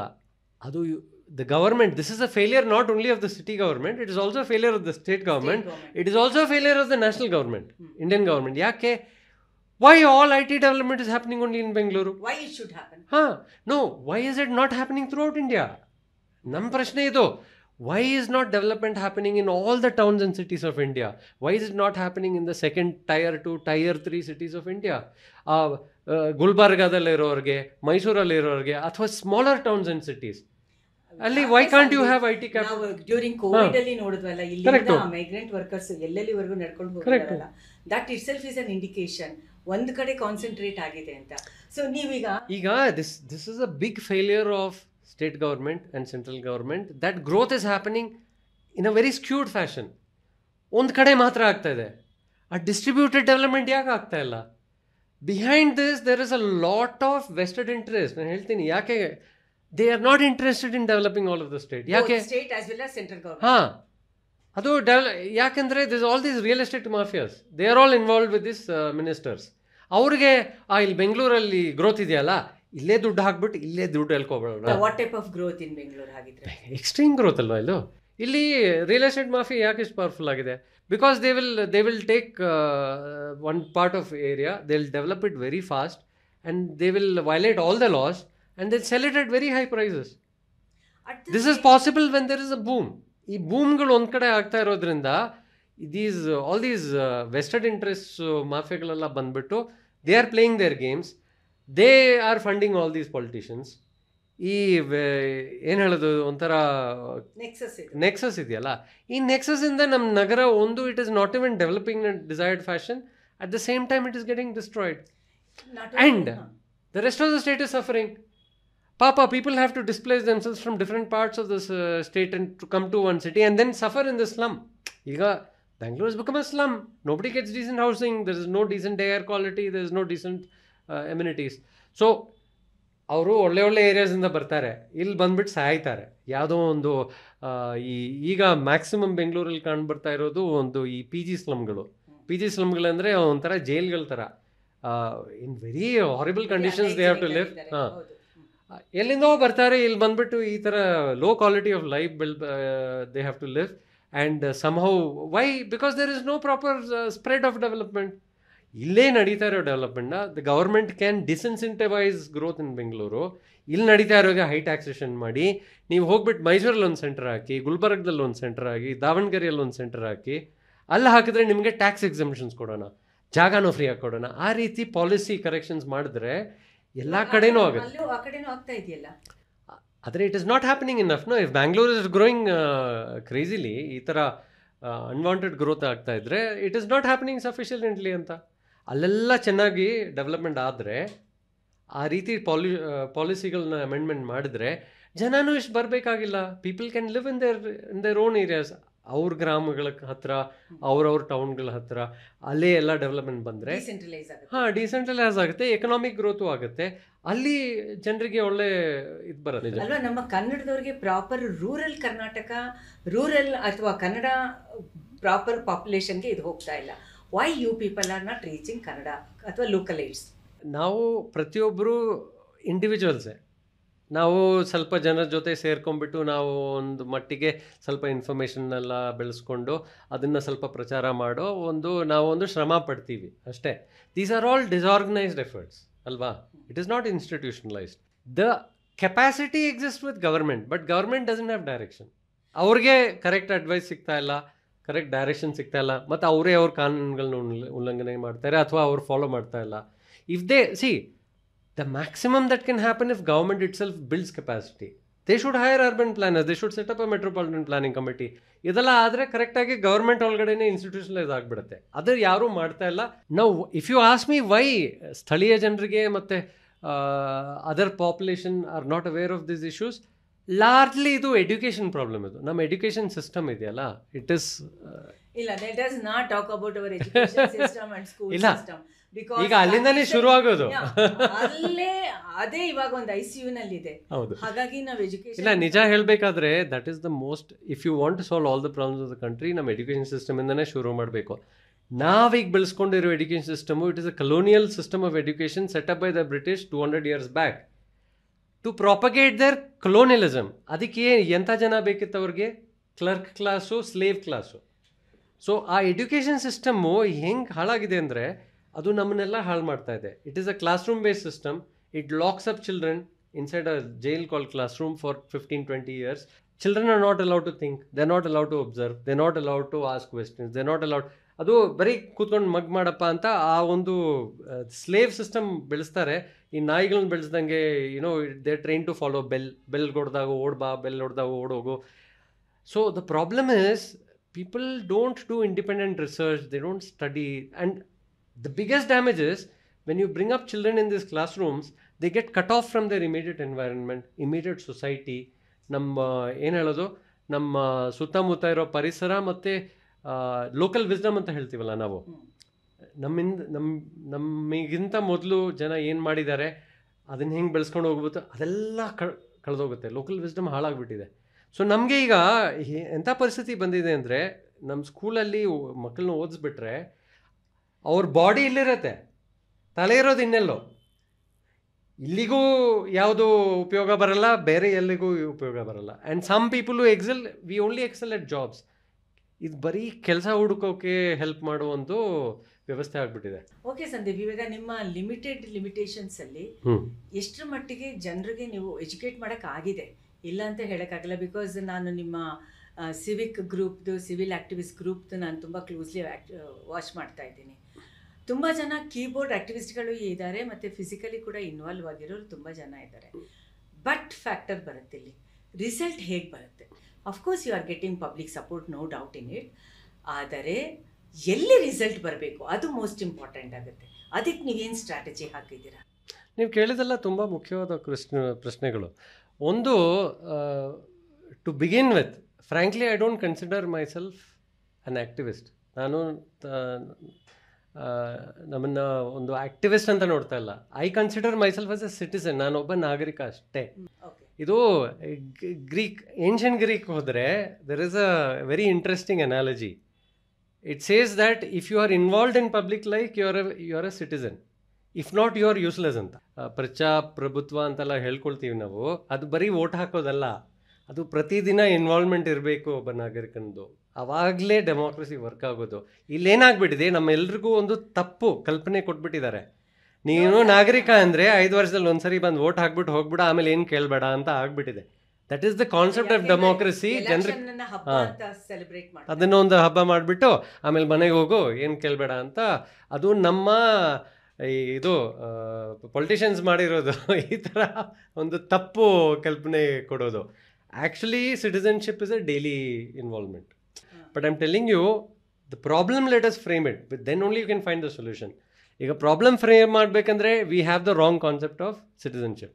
ನೀವು ನಮ್ಮನ್ನು ನಾಗರಿಕ ಅಂತ ಇಲ್ಲ ಏನು ಆಕ್ಟಿವಿಸ್ಟ್ ಅಂತ ಕರೆದ್ರಿ, ನಾನು ನಮ್ಮನ್ನು ನಾಗರಿಕ ಅಂತಲೇ ಕರಿತಾ ಇರೋದು. ನಾನು ಹೇಳ್ತಾ ಇರೋದು, ಈಗ 1.5 ಬಿಲಿಯನ್ ಪಾಪ್ಯುಲೇಷನ್ ಇದೆಯಲ್ಲ ನಮ್ಮ ದೇಶದಲ್ಲಿ, ಇವರೆಲ್ಲರೂ ನಾಗರಿಕರಾಗ್ಬಿಟ್ರೆ, ಈಗ ಬರೀ ಪಾಪ್ಯುಲೇಷನ್ ಇದೆ. Actually we don't have citizens, we only have a population of non-citizens. If everybody becomes a citizen who you call activist, then our country will be saved.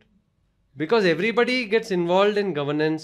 If they start questioning governance, if they start studying laws, if they start studying planning and governance and everything, ಆವಾಗ ಈಗ ಈ ಥರ ಪ್ರಾಬ್ಲಮ್ಸೇ ಬರಲ್ಲ. ಯಾಕಂದರೆ ನಮ್ಮ ಒಫಿಷಿಯಲ್ಸು ಮತ್ತು ನಮ್ಮ politicians ಎಲ್ಲ ಕ್ವಾಲಿಟಿ ಕಂಡು ಬರ್ತಾ ಇಲ್ಲ ಅಂದರೆ ನಮ್ಮ ಸಮೂಹದ ಫೇಲಿಯರ್ ಅದು. ನಮ್ಮ ಸಮೂಹದಲ್ಲಿ ಇಷ್ಟೇ ಇರೋದು ಕ್ವಾಲಿಟಿ ಅಂತ ಅದು ಡಿಸ್ಪ್ಲೇ ಮಾಡ್ತಾ ಇದೆ. ಸೊ ಕಲೆಕ್ಟಿವ್ ಆಗಿ ನಮ್ಮ ಪಾಪ್ಯುಲೇಷನ್ನ ಅಪ್ಗ್ರೇಡ್ ಮಾಡಬೇಕು. ಈ non-citizens ಸಿಟಿಸನ್ಸ್ ಆಗಿಬಿಟ್ರೆ ಎಲ್ಲನೂ ಸರಿ ಆಗುತ್ತೆ. Will get better leaders, will get better politicians, will get better bureaucrats, will get better leaders. They are not ಈಗ ಸಮೂಹನೇ ಇಷ್ಟೊಂದು ಲೋ ಕ್ವಾಲಿಟಿಯಲ್ಲಿದ್ದರೆ ಅದರಿಂದ ಮೇಲಕ್ಕೆ ಬರೋರು ಹಾಗೆ ಇರ್ತಾರೆ. ಗೊತ್ತಾಯ್ತಲ್ಲ? So how do we bring about the change? Like I said, first of all we have to correct something about our education. Our classroom education ಇಂದ ಹಿಡಿದ್ಬಿಟ್ಟು collect ಏನು ಹೇಳೋದು, ಇಮರ್ಸಿವ್ ಎಡ್ಯುಕೇಷನ್ ಅಂತ ಹೇಳ್ತೀವಿ.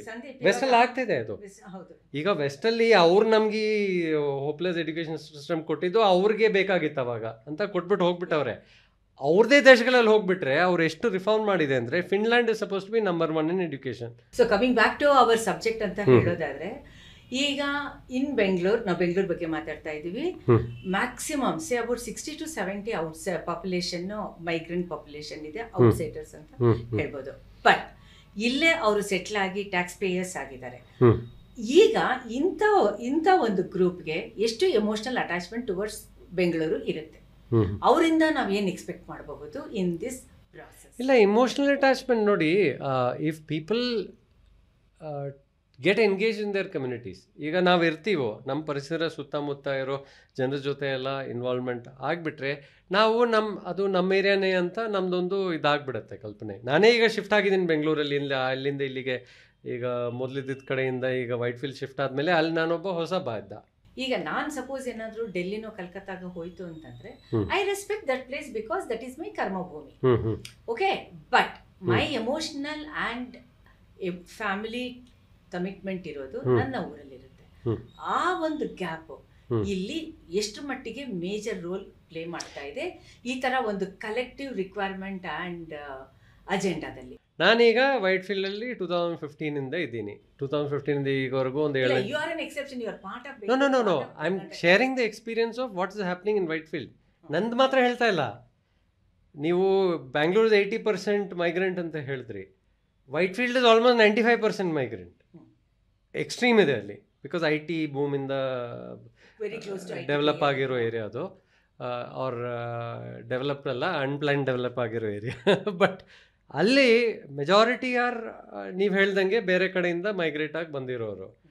ಆದರೆ ಈಗ ಬೆಂಗಳೂರಲ್ಲಿ ನೋಡಿ ಆ್ಯಕ್ಟಿವಿಸಮ್ ಮ್ಯಾಕ್ಸಿಮಮ್ ಇರೋದು ಅಲ್ಲೇ. Now for me the definition of a citizen is the best. ಇಲ್ಲ, the best definition of citizenship is activism. If somebody is willing to be an activist, he is more involved in that area than anybody else. ಇದೆಲ್ಲ focused ಆಗಿ ನನ್ನ ಏರಿಯಾಗೆ, ನನ್ನ ಫ್ಲಾಟ್ಗೆ, ನನ್ನ ಅಪಾರ್ಟ್ಮೆಂಟ್ಗೆ ಈ amenities ಇಲ್ಲ. I need this security, safety from the police and road ಮತ್ತು proper electricity ಆ ಥರದ್ದು ಅಂತ ಹೇಳಿರೋದು. ಇದೆಲ್ಲ focused and self centred kind of requirement, and it is required. No, also. I disagree with you. Shamanta madam, respectfully I disagree. ನಾನು ಹೇಳ್ತೀನಿ, ಇಲ್ಲ ಇದು ನಮಗೆ ಬೇಕಾಗುತ್ತೆ, ಇಲ್ಲ ಅಂತ ನಾ ಹೇಳಲ್ಲ. ಬಟ್ ವೇರಾಸ್ ನೀವುಗಳಾಗಲಿ ಬೇರೆಯವರಾಗಲಿ ಮಾತಾಡ್ತಾ ಇರೋದು proper localites collective development, collective concern. Allow me to disagree with you. ವೈಟ್ಫೀಲ್ಡಲ್ಲಿ ಕಂಡುಬರೋ ಆ್ಯಕ್ಟಿವಿಸಮ್ ಈ ರೀತಿ ಅಲ್ಲ. ಇನ್ಫ್ಯಾಕ್ಟ್ ಇಡೀ ಬೆಂಗಳೂರಲ್ಲಿ ನೋಡಿ, ವಾರ್ಡ್ ಕಮಿಟಿ ಮೀಟಿಂಗ್ಸ್ ಎಲ್ಲಿ ನಡೀತಾ ಇದೆ? ವೈಟ್ಫೀಲ್ಡ್ ಒಂದ್ಬಿಟ್ರೆ ಇಲ್ಲೆಲ್ಲೂ ನಡೀತಾ ಇಲ್ಲ. Ward committee is the third fourth tyre of governance. ಹೌದು. ಅಂದರೆ ವಾರ್ಡ್ ಕಮಿಟೀಸಲ್ಲಿ ಡಿಸ್ಕಸ್ ಆಗೋದು ಇಡೀ ಪ್ರದೇಶದ ಸಮಸ್ಯೆಗಳು, ಅದು ಏನು ಅಮ್ಯುನಿಟೀಸು, ಪ್ಲಾನಿಂಗು, ಹೈಕೋರ್ಟ್ ಹೇಳಿ ಅಧಿಕಾರಿ. ಹೈಕೋರ್ಟ್ ಆರ್ಡರ್ ಪಾಸ್ ಮಾಡಿದೆ, ಆದರೆ ಎಲ್ಲಿ ನಡೀತಾ ಇದೆ? ಎಲ್ಲೂ ನಡೀತಾ ಇಲ್ಲ. ಈಗ ವೈಟ್ಫೀಲ್ಡ್ ಅಲ್ಲಿ ನೋಡಿ, ನಾವೆಲ್ಲ ಸೇರ್ಕೊಂಡ್ಬಿಟ್ಟು we are ensuring that the officials hold ward committee meetings. In the last 5 years we been ensuring that okay, maximum ನಡೀದೇ ಇಲ್ಲದೆ ಇರ್ಬೋದು, but we put enough pressure on the zonal commissioner to pass orders to have 2 ward committee meetings every month. ಇನ್ನೆಲ್ಲಾದರೂ ನಡೀತಾ ಇದೆ? ಇಲ್ಲ. ಇಡೀ ಬೆಂಗಳೂರಲ್ಲಿಲ್ಲ, ವೈಟ್ಫೀಲ್ಡು ಮಹದೇವಪುರದಲ್ಲಿ order ಇದೆ ಆ ಥರ. ಆದರೆ ಅದನ್ನು ಇಂಪ್ಲಿಮೆಂಟ್ ಮಾಡೋದು ತುಂಬ ಕಷ್ಟ. ವೈಟ್ಫೀಲ್ಡ್ ವಾರ್ಡ್ ಕಮಿಟಿ ಮೀಟಿಂಗ್ ನಡೀತಾ ಇದೆ regularly, almost every month. Talking about one particular area, I am talking about holistic approach ನಾನು ಹೇಳ್ತಾ ಇರೋದು. ಇಲ್ಲ, ನಾವು ಕೇಳ್ತಾ ಇರೋದೇನು? We are asking for rule of law. We are asking for systems to be implemented. ನಾವು why? Because we want proper governance. ಈಗ ಒಬ್ಬ ವ್ಯಕ್ತಿ ಗವರ್ನೆನ್ಸ್ ಬಗ್ಗೆ ಡಿಮಾಂಡ್ ಮಾಡ್ತಾ ಇದ್ರೆ, it is not about his house. ಅವನ ಮನೆ ಇಶ್ಯೂ ಅಲ್ಲ, ಅವನ ಎಲೆಕ್ಟ್ರಿಸಿಟಿ ಇಶ್ಯೂ ಅಲ್ಲ. And Bengaluru, I am involved in Whitefield also. I am involved in Bangalore also with all other civic activism. But we are demanding Nagarpalika Act implementation. We are demanding Adlita devolve agli, decentralize agli anta. ಯಾಕೆ? ನಮಗೆ ನಮ್ಮ ಸುತ್ತಮುತ್ತ ನಡೀತಾ ಇರೋದು ನಮ್ಮ ಸುತ್ತಮುತ್ತ ನಡೀತಾ ಇರೋ ಏನು ಗವರ್ನೆನ್ಸು, ಆಡಳಿತ ಹೇಗೆ ನಡೀತಾ ಇದೆ, ಇದ್ರ ಬಗ್ಗೆ ನಮ್ಗೆ ಅಷ್ಟು ಹೆಚ್ಚು ಇಂಟ್ರೆಸ್ಟ್ ಇರೋದ್ರಿಂದ. ಅದು ನಾನು ಮಾತ್ರ ಅಲ್ಲ, ಅದು ಸುತ್ತಮುತ್ತ ಇರೋ ನೀವು ಹೇಳ್ತಾ ಇರೋಂಗೆ ಮೈಗ್ರೇಟ್ ಆಗಿರೋ ಅವರು ಕೇಳ್ತಾ ಇರೋದು ಅದೇ. They are not worried only about their own house, they are worried about the entire area. Why? They feel part of it now, especially after we organise ourselves into ward groups, area groups. ಮಹದೇವಪುರದಲ್ಲಿ ಸುಮಾರು groupings ಎಲ್ಲ ಜೊತೆಗೆ ಬಂದ ಮೇಲೆ. And I'm telling you, not only the people who have grown up in Bangalore, people who have come from other areas and are living in Bengaluru are feeling as concerned about our surroundings, about our governance, about our planning as a native Bangalorean. This is the level of patriotism there is. But our state is not matching that. Nam government is not matching that. Aurgast interest illa. They are not helping us devolve. They are not setting up the proper systems. They are not giving transparency. They are not supporting the wishes of the citizens. Citizens are far more patriotic to their own areas. Idu naan ಕಂಡು ಬಂದಿರೋದು. I am not cooking this up. You come and attend ward committee meetings in Whitefield. You will see that the involvement is so high. And these are all people from everywhere. But ಅವರು ಬೇರೆ ಅಂತ ಅನ್ಕೊಳ್ತಾ ಇಲ್ಲ. ಅವರು ನಾವಿಲ್ಲಿದ್ದೀವಿ, ನಮ್ಮ ಮನೆಗಳು ಇಲ್ಲಿದೆ, ನಮ್ಮ ಸುತ್ತಮುತ್ತ, ನಮ್ಮ ಪರಿಸರ, ನಮ್ಮ ಆಡಳಿತ ಎಲ್ಲ ಅಂತ ಅವ್ರು ಅಂದ್ಕೊಂಡಿದ್ದಾರೆ. ನಾವು ಹಾಗೆ ನೋಡದೇ ಇರ್ಬೋದು, ಆದರೆ ಅವ್ರಿಗೆಲ್ಲ ಹಂಗಿದೆ. ಅವ್ರಿಗೆ ಹೆಮ್ಮೆ ಇದೆ ನಮ್ಮ ಏರಿಯಾ ಇದು ಅಂತ. ಗವರ್ಮೆಂಟ್ಗಿನ್ನೂ ಹೆಮ್ಮೆ ಇಲ್ಲ ಇದು ಬೆಂಗಳೂರು ನಮ್ಮದು ಅಂತ. ಅದೇ ಪ್ರಾಬ್ಲಮ್ ನಮಗೆ. ಲೈಕ್ ಡಿಮಾಲಿಷಿಂಗ್ ಇಲ್ಲೀಗಲ್ ಕನ್ಸ್ಟ್ರಕ್ಷನ್, ಅದಕ್ಕೆ ಕೂಡ ನೀವುಗಳು ತೆಗೆದುಕೊಂಡಿದ್ದೀರಾ? ಅದು ಆಗ್ತಾ ಇಲ್ಲ ಅಂತಾನೆ ಪ್ರಾಬ್ಲಮ್ ಆಗ್ತಾ ಇರೋದು. ಈಗ ನೋಡಿ, ನಮ್ಮ ಕಾನೂನುಗಳನ್ನ ಉಲ್ಲಂಘನೆ ಓಪನ್ ಆಗಿ ಮಾಡ್ತಾ ಇದ್ದಾರೆ.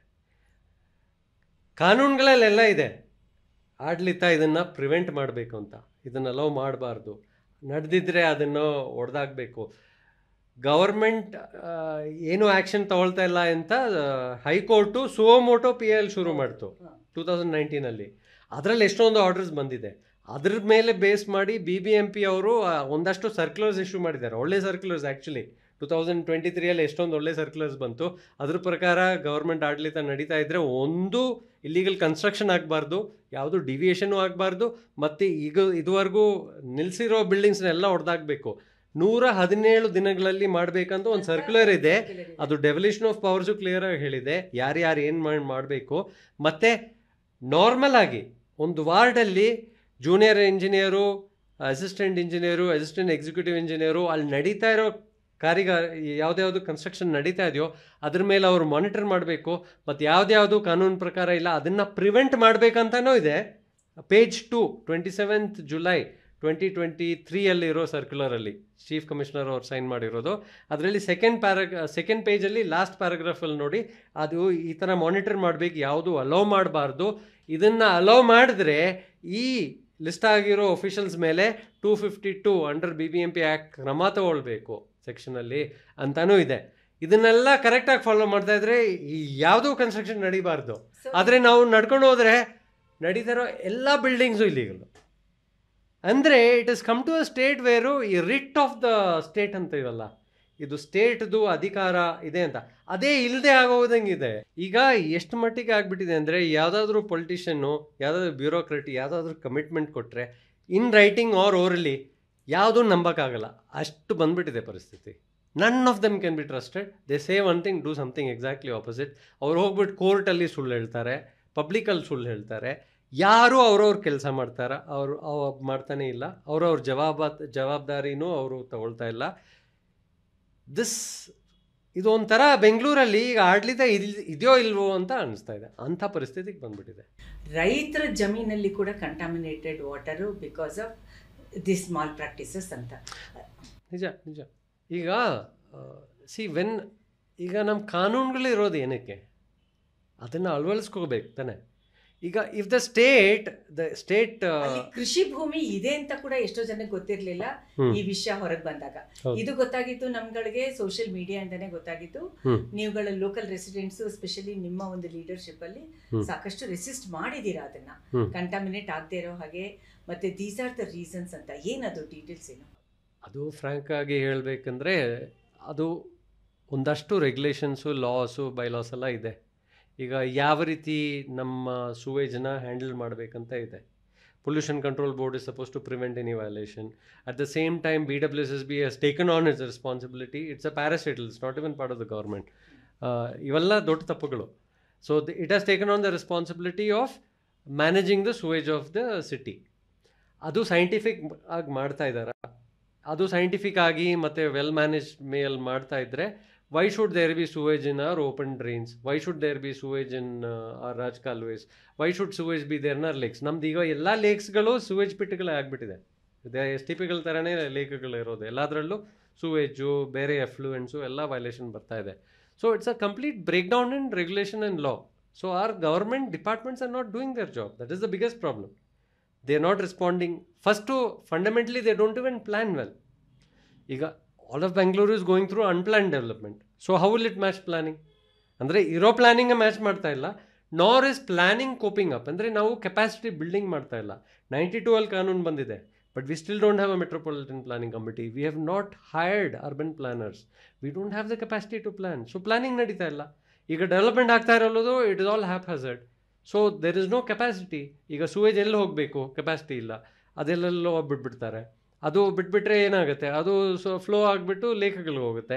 ಲೇಖಗಳು ಹೋಗ್ಬಿಟ್ರೆ ಅಲ್ಲಿ ಸುತ್ತಮುತ್ತ ಗ್ರಾಮಗಳಲ್ಲೆಲ್ಲ ಇದು ಗ್ರೌಂಡ್ ವಾಟರ್ ಕಂಟಾಮಿನೇಷನ್ ಆಗುತ್ತೆ. Not only sewage is from houses, ಇಂಡಸ್ಟ್ರೀಸ್ಗಳಿಂದ ಬರ್ತಾರೋ ಎಫ್ಲುಯೆನ್ಸ್ ಬೇರೆ. So these are chemical effluents. They will go and contaminate the ground water. And the worst part is now there are lot of laws that regulate ground water usage. ಎಷ್ಟು ನಾವು extract ಮಾಡ್ಬೋದು, ಎಷ್ಟು ಮಾಡಬಾರ್ದು ಅಂತ. ಇಡೀ ಬೆಂಗಳೂರಲ್ಲಿ because of the illegal borewells that are being drilled, our water capacity is completely destroyed. ಈಗ it has been declared a red zone from 2012 onwards. It's a notified area. Actually drilling should not be allowed. Announcements have been made that ಕನ್ಸ್ಟ್ರಕ್ಷನ್ಗೆ ground water use ಮಾಡಿದ್ರೆ it is completely banned ಅಂತ from 2019. But if you go around the city, everywhere illegal borewells are being drilled, or they get permissions by giving wrong information. ಈಗ ಒಂದು notified area ಆದಮೇಲೆ ಬೆಂಗಳೂರಲ್ಲಿ ಎಲ್ಲ taluk notified area because it is over exploited zone ಅಂತ ಹೇಳ್ತಾರೆ. So ಇಂಥ ಪರಿಸ್ಥಿತಿಯಲ್ಲಿ borewells cannot be drilled. 2, permissions cannot be given for any borewells other than for public use because it is already in a critical state. Adre you go everywhere, all the borewells are being drilled for commercial use and for construction use, and they are using it openly for construction and openly for commercial use. Water has reached 2,000 feet and more now. So in a crisis situation, ಈಗ ನೋಡಿ ನಮ್ಮ ಕಾವೇರಿ ನೀರು ಬರ್ತಾ ಇದೆ ಅಂತ ನಾವು ಅನ್ಕೊಂಡಿದ್ದೀವಿ, we have secured. No, Kaveri, no, it is drying up every now and then now. So we are in a situation where we are exposed to extreme risk of lack of water shortage. ಅಂಥ ಪರಿಸ್ಥಿತಿಯಲ್ಲಿ ನಮ್ಮ fall back option ಇರೋದು ground water, ಅದನ್ನು ನಾವು ಹಾಳು ಮಾಡ್ತಾ ಇದ್ದೀವಿ. So in an extreme crisis we will not have any water. This is all lack of planning, lack of thought. See, the what do you call that? The authorities and the organizations that exist for the city's planned growth, development, administration, governance, these have all collapsed now. If we don't do something serious to correct this, we will not be able to manage the city. That is the crisis we are in. All we are trying to do is highlight that this is required. We are asking the government to do some course correction, follow the laws, implement the 74th Amendment, build capacity to manage all this, and we would like the government to spread the development to other parts of the state so that this city doesn't have to bear the brunt of all of this. Not only here, the entire country should develop. We want everybody to develop. We want the entire country to develop so that, every city can build capacity slowly, gradually, in a planned manner, and all of us hopefully don't repeat. ನಾವು ಮಾಡ್ತಾ ಇರೋ ಈ ತಪ್ಪುಗಳು, ಈ 30 ವರ್ಷಗಳಲ್ಲಿ ನಾವು ಮಾಡಿದೆಲ್ಲ ತಪ್ಪುಗಳೇ. ಈ ತಪ್ಪುಗಳು ಬೇರೆ ಕಡೆ ಯಾರು ಮಾಡದೇ ಇರಲಿ, ಎಲ್ಲರೂ ಪ್ಲಾನ್ ಡೆವಲಪ್ಮೆಂಟ್ ಮಾಡಲಿ. ಬಿಹಾರ್, ರಾಜಸ್ಥಾನ್, ಈ ಬಿಮಾರು ಸ್ಟೇಟ್ಸ್ ಆಲ್ರೆಡಿ ಮೈಗ್ರೆಂಟ್ಸ್ನ ಕಡಿಮೆ ಮಾಡೋಣ, ಮೈಗ್ರೇಷನ್ ಅಂತ ಅಲ್ಲಿ ಲೋಕಲಲ್ಲಿ job oriented opportunities, skill development ಎಲ್ಲ ಶುರು, ಎಕನಾಮಿಕ್ ಡೆವಲಪ್ಮೆಂಟ್ ಎಲ್ಲ ಕಡೆ ಬರಬೇಕು. ಗಾಂಧೀಜಿ ಅವರು ಹೇಳಿದಂಗೆ development should go to the villages. ಅವ್ರಿಗೆ ಸಿಟಿಗೆ ಬರೋ ಅವಶ್ಯಕತೆನೇ ಇರಬಾರ್ದು, local development. Correct. And one more thing Sandeep, ನೀವು ಸಸ್ಟೈನಬಿಲಿಟಿ ಅಡ್ವೊಕೇಸಿ ಅಂತ ಮಾತಾಡ್ತಾ ಇದ್ದೀರಾ. ಆ ಅಡ್ವೊಕೇಸಿ ಮತ್ತು ಸಸ್ಟೈನಬಲ್ ಡೆವಲಪ್ಮೆಂಟ್ ಗೋಲ್ಸಲ್ಲಿ ತಗೋತು ಅಂತಂದರೆ ಆ 16 ಗೋಲ್ಸಲ್ಲಿ even health, education, social development is very important, very important. And also safety, Nirbhaya. Correct. ನೀವು ಈ ಥರದ ಇಶ್ಯೂಸ್ ತಗೋತಾ ಇದ್ದೀರಾ, I mean human related issues ಬಗ್ಗೆನೂ ತಗೋತಾ ಇದ್ದೀರಾ. Because Bengaluru is slowly becoming already it has become capital of suicide. ಮತ್ತು crime rate ಜಾಸ್ತಿ ಆಗಿದೆ. Atrocities on women and vulnerable people ಅದು ಕೂಡ ಜಾಸ್ತಿ ಆಗಿದೆ. ಅದು ಕೂಡ ಪಾರ್ಟ್ ಆಫ್ ಯುವರ್ ಅಜೆಂಡಾದಲ್ಲಿ ಇದೆಯಾ, ಕನ್ಸರ್ನಲ್ಲಿ ಇದೆಯಾ? ನಮಗೆ ಒಂದೇನಿದೆ ಅಂದರೆ, the challenges we are trying to address are so huge that we are not able to expand beyond 1 or 2 or 3 areas. I would love to address everything, but where is the capacity? Alva. So right now, expertise. So we are focusing largely on planned development, environment, and all of this. If these are right, at least the habitat will be good. See, bad habitats lead to bad living conditions, and directly it will lead to stress. If you're living in slumline conditions, you will go through extreme stress, alva. And if the city is converted into a slum, obviously everybody will be under stress. Right now, nobody is happy. You wake up in the morning, construction noise ella kade ide, dust ella kade ide throughout, and they don't even take a break on Sundays. One day Sunday ide anta arama kutkolna andre, you will hear borewell noise, you will hear JCB noise, you will hear construction noise. So people are becoming extremely unhappy, and people are becoming very restless, and obviously mental health condition will fall. ನನ್ನ ದೃಷ್ಟಿಯಲ್ಲಿ ಎಲ್ಲಾನು interconnected. Nothing is separate. Nothing is separate. If one something collapses, everything else will also collapse. So ಎಲ್ಲಾನು ಜೊತೆಗೆ ಮಾಡಬೇಕು. There should, ನೀವು ಹೇಳಿದ ಎಲ್ಲ items ತುಂಬ ಮುಖ್ಯನೇ. ಎಲ್ಲವೂ ಕೂಡ ಜೊತೆಗೆ ಇದು. ಅದಕ್ಕೆ ನಾನು ಹೇಳ್ತಾ ಇರೋದು, ಸಿಟಿಗೆ ಅಂತ ಒಂದು ಗೌರ್ಮೆಂಟ್ ಇರೋದು ತುಂಬ ಮುಖ್ಯ. ಈ ನಾವು ಇವಾಗವರೆಗೂ ಮಾಡ್ತಾ ಇರೋದು, ಒಂದು ಸಿಟಿಗೆ ಡೆವಲಪ್ಮೆಂಟ್ ಮಿನಿಸ್ಟ್ರಿ ಇಟ್ಕೊಂಡ್ಬಿಟ್ಟು ಅವ್ರ ದೃಷ್ಟಿಯಿಂದ ಏನೇನೋ ಮಾಡ್ತಾ ಇರ್ತಾರೆ, ಕೆಪಾಸಿಟಿ ಬಿಲ್ಡಿಂಗ್ ಆಗ್ತಾ ಇಲ್ಲ. ಅದರಿಂದ ಆ ಸಿಟಿಯಲ್ಲಿ ಬೇಕಾಗಿರೋ ಎಲ್ಲ ಫ್ಯಾಕ್ಟ್ರೀಸ್ ಅಡ್ರೆಸ್ ಆಗ್ತಾ ಇಲ್ಲ. ಒಂದು ಸಿಂಪಲ್ ಟಿಪ್ ಏನಾದರೂ ಕೊಡೋಕ್ಕಾಗತ್ತಾ? ಲೈಕ್ ಯಾರು ಇದನ್ನ ಈ ಪಾಡ್ಕಾಸ್ಟ್ನ ನೋಡ್ತಾ ಇದ್ದಾರೋ, ಕೇಳ್ತಾ ಇದ್ದಾರೋ, ಅಟ್ಲೀಸ್ಟ್ ಒಂದು 5% ಚಾರ್ಜ್ ಆಗಿರ್ತಾರೆ. In case if they want to involve with this concern project ಅನ್ನ, let us use the word project, not activism, because all of us are accountable. ನಮ್ಗೆಲ್ಲರಿಗೂ ಕೂಡ ಒಂದು ಓನರ್ಶಿಪ್ ಇದೆ. ಅದನ್ನ ಮಾಡಿ, and it is not activism, this is citizenship. ನಾಗರಿಕತೆ ಇದು ಅದನ್ನೇ ಹೇಳ್ತಾ ಇದ್ದೀರಾ.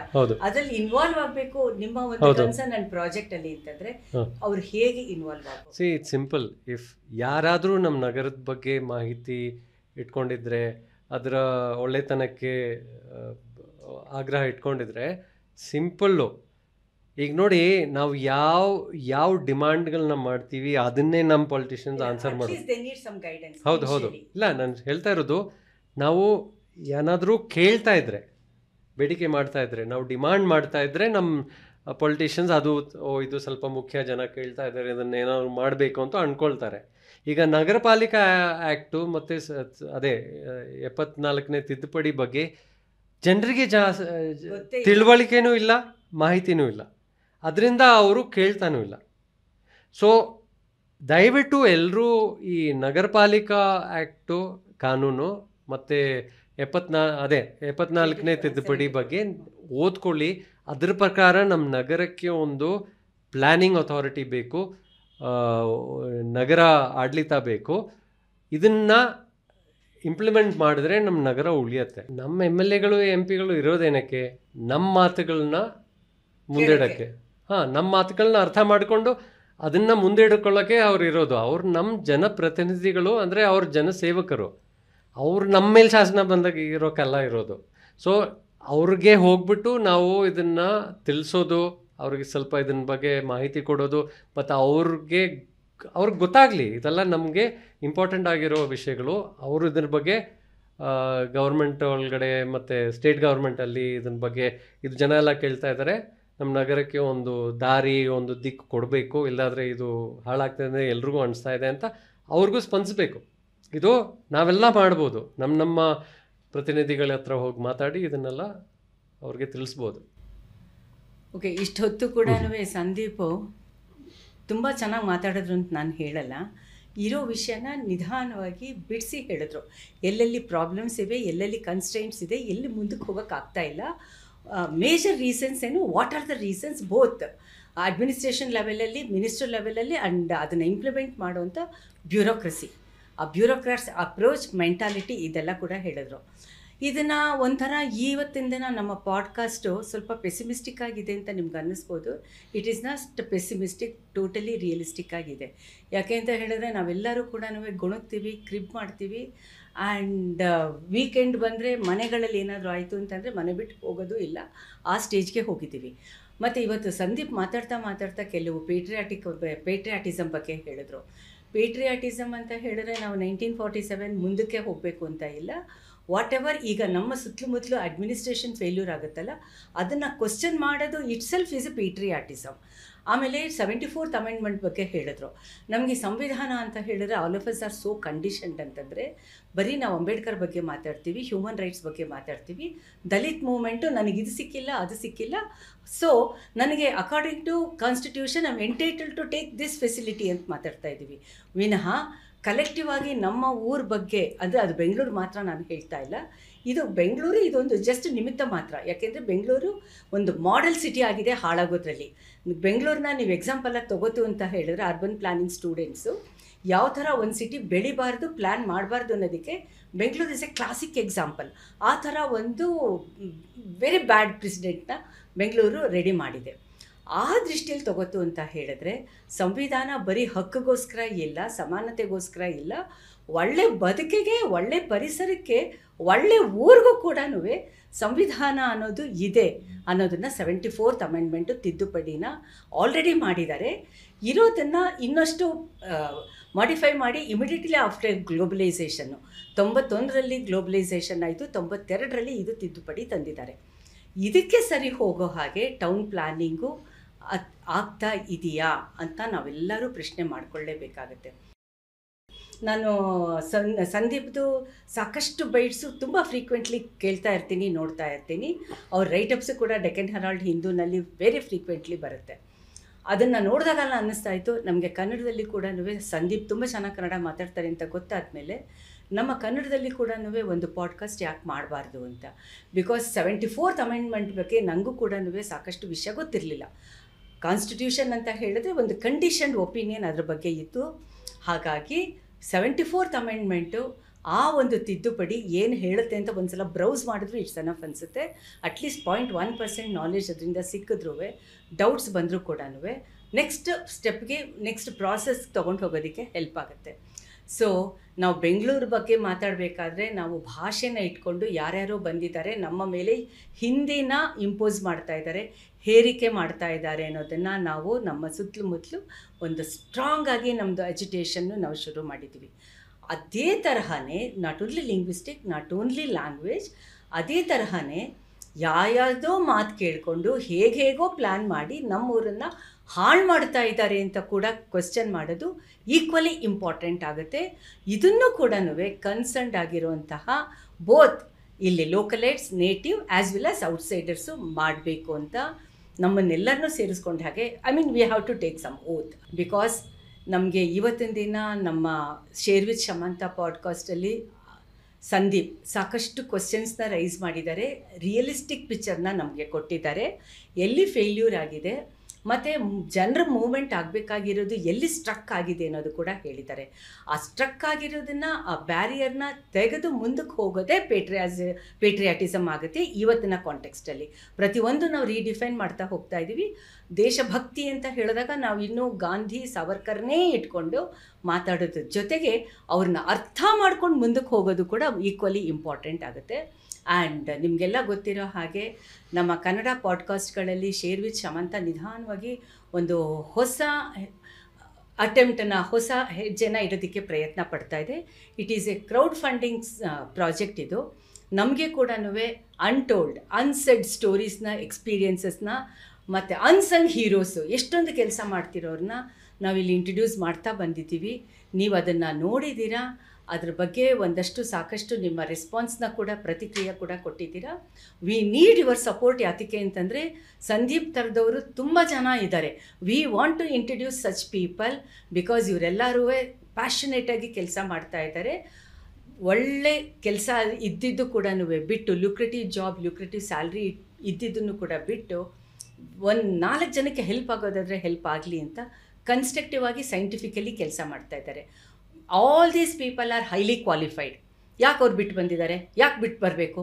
ಎಲ್ಲರ ಥರನೇ ಅವರು ಒಂದು ಕಂಫರ್ಟ್ ಝೋನಲ್ಲಿ ಇರ್ಬೋದಾಗಿತ್ತು, ಕೋಸಿ ಕಾರ್ನರಲ್ಲಿ ಇರ್ಬೋದಿತ್ತು ಅಲ್ವಾ? ಈ ಒಂದು ಪ್ರಶ್ನೆನ ನಮಗೆ ನಾವೇ ಹಾಕ್ಕೊಂಡು ಈ ಪಾಡ್ಕಾಸ್ಟ್ನ ನೀವು ನೋಡಿದ್ದೀರಾ, ಅರ್ಥ ಮಾಡ್ಕೊಳ್ಳೋದಕ್ಕೆ ಪ್ರಯತ್ನ ಪಡಿ. And all of us we request on behalf of Sarathi communications, we really honestly we request be the part of some change. Okay, thank you so much. ನಿಮ್ಮ ಸಪೋರ್ಟು ನಮಗೆ ಬೇಕಾಗುತ್ತೆ ಈ ಪಾಡ್ಕಾಸ್ಟ್ನ ಮೀನಿಂಗ್ಫುಲ್ಲಿ ಮತ್ತಷ್ಟು ತೊಗೊಂಡು ಹೋಗೋದಕ್ಕೆ. ನಿಮ್ಮ ಪ್ರತಿಕ್ರಿಯೆನೂ ಬೇಕು, ನಿಮ್ಮ ಸಪೋರ್ಟು ಬೇಕು. Thank you so much. Shamantha ಅವರೇ, ನೀವು ಚೆನ್ನಾಗಿ ಸಮರೈಸ್ ಮಾಡಿದ್ದೀರಾ ಇದನ್ನೆಲ್ಲ. Thank you so much. ಮತ್ತು ಅದರಲ್ಲಿ ಇನ್ನೊಂದು ಚಿಕ್ಕ ವಿಷಯ ಏನಂದರೆ, ನೀವು ಹೇಳಿದ್ರಲ್ಲ, ಸಂವಿಧಾನದಲ್ಲಿ ನಾವು ಬರೀ ನಮ್ಮ ಅಧಿಕಾರಗಳು, ಹಕ್ಕುಗಳು ಮಾತ್ರ ಯೋಚನೆ ಮಾಡ್ತೀವಿ ಅಂತ. ಅದು ಒಳ್ಳೆ ಪಾಯಿಂಟ್. ಯಾಕಂದರೆ ಅದರಲ್ಲೇ ಡ್ಯೂಟೀಸ್ ಇದೆ, ಅದನ್ನು ನಾವು ಬಿಟ್ಬಿಡ್ತೀವಿ. ಡ್ಯೂಟೀಸಲ್ಲಿ ಓದಿ ಒಂದು ಸೆಕ್ಷನ್, ಅದು ನಂಬರ್ ಮರ್ತೋಗ್ತಾ ಇದ್ದೀನಿ, ಅದರಲ್ಲಿ ಸ್ಪಷ್ಟವಾಗಿ ಬರೆದಿದೆ, ನಮ್ಮ ಪರಿಸರನ ನಾವು ಅದನ್ನು ಸೇವ್ ಮಾಡೋದು, ಅದನ್ನು ರಕ್ಷಣೆ ಮಾಡೋದು, it is one of our duties. So ಅದು ಆಕ್ಟಿವಿಸ್ಟ್ ಕೆಲಸ ಅಲ್ಲ, ಅದು ಸಿಟಿಸನ್ ಕೆಲಸ. ಅದು ಇನ್ನೊಂದು ನೀವು ಹೇಳಿದ್ರಿ ಬರೀ ಗಾಂಧೀಜಿ ಇಟ್ಕೊಂಡು ಹೋಗೋದು ತಪ್ಪ ಇಲ್ಲ. ಆ್ಯಕ್ಚುಲಿ ಗಾಂಧೀಜಿನ ಇಟ್ಕೊಂಡು ಹೋಗೋದೇ ಕರೆಕ್ಟ್, ಯಾಕಂತ ಹೇಳ್ತೀನಿ. ತಪ್ಪು ಅಂತ ಇಲ್ಲ, ಅದನ್ನ ಮಾತ್ರ ಇಟ್ಕೋಬಾರ್ದು. ರಾಂಗ್ ಕಾಂಟೆಕ್ಸ್ಟ್ ಅಲ್ಲಿ ಗಾಂಧೀಜಿನ ನಾವು ಯೂಸ್ ಮಾಡ್ತೀವಿ. ಕರೆಕ್ಟ್. ವೆರಾಸ್ ಅವರು ಡಿಸೆಂಟ್ರಲೈಸ್ ಆಗಬೇಕು ಮತ್ತೆ ಗುಡಿ ಕೈಗಾರಿಕೆ ಬಗ್ಗೆ ಮಾತಾಡಿದ್ದಾರೆ, ಅದನ್ನೆಲ್ಲ ನಾವು ತಗೊಳ್ಳೋದು. ಆ್ಯಕ್ಚುಲಿ ಎಲ್ಲರೂ ಓದಬೇಕಾಗಿರೋ ಒಂದು ಭಾಳ ಮುಖ್ಯವಾದ ಪುಸ್ತಕ ಯಾವುದು ಅಂದರೆ ಹಿಂದ್ ಸ್ವರಾಜ್, 1908 ಪಬ್ಲಿಷ್ ಆಗಿರೋದು, ಇಂಡಿಯನ್ ಹೋಮ್ ರೂಲ್ ಅಂತ. ಅದನ್ನು ಓದ್ಬಿಟ್ಟೆ ಸುಮಾರು ಲಕ್ಷಾಂತರ ಜನ ಫ್ರೀಡಮ್ ಸ್ಟ್ರಗಲ್ ಜಾಯಿನ್ ಮಾಡಿದ್ದು. ಅದರಲ್ಲಿ ಗಾಂಧೀಜಿ ಬರೀ ಕೇಳಿರೋದು ಏನಂದರೆ ಸ್ವರಾಜ್ಯ. ಸ್ವರಾಜ್ಯ ಅಂದರೆ ಏನು? ಅಕ್ಕಪಕ್ಕ ಇರೋ ಸ್ವರಾಜ್ಯ ಅಷ್ಟೇ ಕೇಳಿರೋದು. ಅದರಲ್ಲಿ ಬರ್ದಿದ್ದಾರೆ ಅವರು, ನಮಗೆ ಸ್ವರಾಜ್ಯ ಕೊಟ್ಬಿಟ್ರೆ ಅಂಗ್ರೇಜರು ಇಲ್ಲೇ ಇರ್ಬೋದು, ನಮಗೇನು ಕಷ್ಟ ಇಲ್ಲ ಅಂತ. ಅವರು ದೇಶನ ರಕ್ಷಿಸ್ಬೇಕಂತ ಓಡಾಡಲಿಲ್ಲ. ನಮ್ಮ ಗ್ರಾಮ, ನಮ್ಮ ನಗರ ನಮ್ಮ ಕೈಯಲ್ಲಿ ಆಡ್ಲಿತಾ ಇದ್ರೆ ಸಾಕು ಅಂತ ಅವರು ಹೋರಾಟ ಶುರು ಮಾಡಿದ್ದು. ಆದರೆ ನಮ್ಗಾಗಿರೋ ತಪ್ಪು ಏನಂದರೆ 1947 ಆದಮೇಲೆ ನಮ್ಮ ನೆಹರು ಟೈಮಿಂದ ಇದು ಇಲ್ಲ, ಅವ್ರು ಫೋಕಸ್ ಮಾಡಿದ್ದು first tyre second tyre of government. ಸ್ವರಾಜ್ಯ ಬಿಟ್ಟು ಹೋಯ್ತು. ಇಲ್ಲ, ನಾನು ಹೇಳ್ತಾ ಇರೋದು ಬರೀ structure of our governance also ಸ್ವರಾಜ್ಯ ಬಿಟ್ಬಿಟ್ರು. It was a mistake of our constitution framers. Very first Prime Minister of the country. They missed out on third tier, fourth tier of governance. Gandhiji ಹೇಳ್ತಾ ಇರೋದು ಬರೀ third tier, fourth tier governance ಬಗ್ಗೆ. First ಇಂದ third planning commission ವರೆಗೂ ಅಗ್ರಿಕಲ್ಚರ್ಗೆ, rural ಡೆವಲಪ್ಮೆಂಟ್ಗೆ ಎಲ್ಲಿ ಅವಕಾಶ ಆಯಿತು? Only after third planning commission ಆದ್ಮೇಲೆ ಬಂತದ್ದು. ಅದು ಕೂಡ major mistake. No, but what I am saying is Gandhiji ಕೇಳಿದ್ದು ಒನ್ ಆಫ್ ಹಿಸ್ ಬಿಗ್ಗೆಸ್ಟ್. ಇಲ್ಲ, ನಾನು ಗಾಂಧೀಜಿ ಕಾಂಟೆಕ್ಸ್ಟ್ ತೆಗೆದುಕೊಂಡಿದ್ದೇನೆಂದ್ರೆ ಗಾಂಧೀಜಿನ ಬಹಳ ಸರಾಗವಾಗಿ ನಾವು ಯೂಸ್ ಮಾಡ್ಬಿಡ್ತೀವಿ. ಅರ್ಥ ಮಾಡ್ಕೊಳಕ್ ಹೋಗಲ್ಲ, ಹೌದು. ನಮಗ್ ಬೇಕಾದ ಹಾಗೆ Correct, ಅನುಕೂಲ correct, ಸಿಂಧು ತರ correct. ಯೂಸ್ ಮಾಡ್ಕೋತೀವಿ. ಅದೊಂದು ವೆಪನ್ ಗಾಂಧೀಜಿನೋ word. But if you understand what he was requesting, this is exactly what he was requesting. 74th, 73rd and 74th Amendment ಇವೆರಡು ಗಾಂಧೀಜಿ ಸ್ವರಾಜ್ ಐಡಿಯಾ ಮೇಲೆ ಕಾನ್ಸೆಪ್ಟ್ ಅಲ್ಲೇ ಮಾಡಿರೋದು. ಮೊದಲೇ ನಾವು ಕಾನ್ಸ್ಟಿಟ್ಯೂಷನ್ ಮಾಡಿದಾಗ ಮರ್ತೋಗಿದ್ದ ವಿಷಯ ಇದು. It after how many years, 47 ಇಂದ ಹಿಡಿದು 92 ವರೆಗೆ 40+ ಇಯರ್ ಆದ್ಮೇಲೆ ನಾವು ಅದನ್ನ ಅವಾಗ ಕರೆಕ್ಷನ್ ಆಯಿತು. ಆದರೂ ಅಷ್ಟರಲ್ಲಿ ಏನಾಯಿತು, ಸೆಂಟ್ರಲೈಸ್ಡ್ ಫಾರ್ಮ್ ಆಫ್ ಗೌರ್ಮೆಂಟ್ಸ್ ತುಂಬ ಜಾಸ್ತಿ ಹಿಡ್ಕೊಂಡ್ಬಿಡ್ತು. ಸೆಂಟ್ರಲ್ ಗೌರ್ಮೆಂಟ್, ಸ್ಟೇಟ್ ಗೌರ್ಮೆಂಟ್ ಆ ಪವರ್ ಒಂದು ಸಿಕ್ಕಿದ ಮೇಲೆ ಜನ ಬಿಡಲ್ಲ. ಅದೇ ಪ್ರಾಬ್ಲಮ್ಮು. ಕಲೋನಿಯಲಿಸಮು ನಾವು ಹೋರಾಟ ಮಾಡಿ ಓಡಿಸ್ಬೇಕಾಯ್ತು. ಈಗ ನಮಗೆ ಸ್ವರಾಜ್ಯಕ್ಕೂ ನಾವೇ ಮತ್ತೆ ಹೋರಾಟ ಮಾಡಬೇಕಾಗತ್ತೆ, ಹಂಗೆ ಅನಿಸ್ತಾ ಇದೆ. ಓಕೆ, ನಮ್ದು ಫಸ್ಟ್ ಎಪಿಸೋಡ್ ಕನ್ಕ್ಲೂಷನ್ ಆದ್ಮೇಲೂ ಕೂಡ ಒಂದು ಉಪಕಥೆ ಅಂತ ಹೇಳ್ತಾರಲ್ಲ, ಹಾಗಾಗಿ ಇನ್ನೊಂದಷ್ಟು ಗಾಂಧಿ ಪದ ಬಂದಿದ್ದಕ್ಕೆ, ಹೆಸರು ಬಂದಿದ್ದಕ್ಕೆ ಅಡಿಷನಲ್ ಇನ್ಫಾರ್ಮೇಷನ್ಸ್ ಸಂದೀಪ್ ಕೊಡ್ತಾ ಇದ್ದಾರೆ. ಎಸ್, ಶೇರ್ ವಿತ್ ಶಮಂತ ನೀವು ನೋಡಿದ್ದೀರಾ. V need your support, all the best ಅಂತ ನಾನು ಸಂದೀಪ್ಗೆ ಹೇಳ್ತಾ ಇದ್ದೀನಿ. ಅವ್ರನ್ನ ಹತ್ತಿರದಿಂದ ಕಂಡಿದ್ದೀನಿ, ಎಷ್ಟು ಕಷ್ಟಪಟ್ಟು ಪ್ಯಾಷನೇಟ್ಲಿ ಕೆಲಸ ಮಾಡ್ತಾ ಇದ್ದಾರೆ, ಯಾವ ರೀತಿ ನೆಗೋಷಿಯೇಟ್ ಮಾಡ್ತಾ ಇದ್ದಾರೆ, ಅಡ್ವೊಕಸಿ ಮಾಡ್ತಾ ಇದ್ದಾರೆ ವಿತ್ ದ ಗವರ್ನಮೆಂಟ್ ಅಂತ. ಥ್ಯಾಂಕ್ಸ್ ಸಂದೀಪ್. ನಮಸ್ಕಾರ, ತುಂಬ ಧನ್ಯವಾದಗಳು.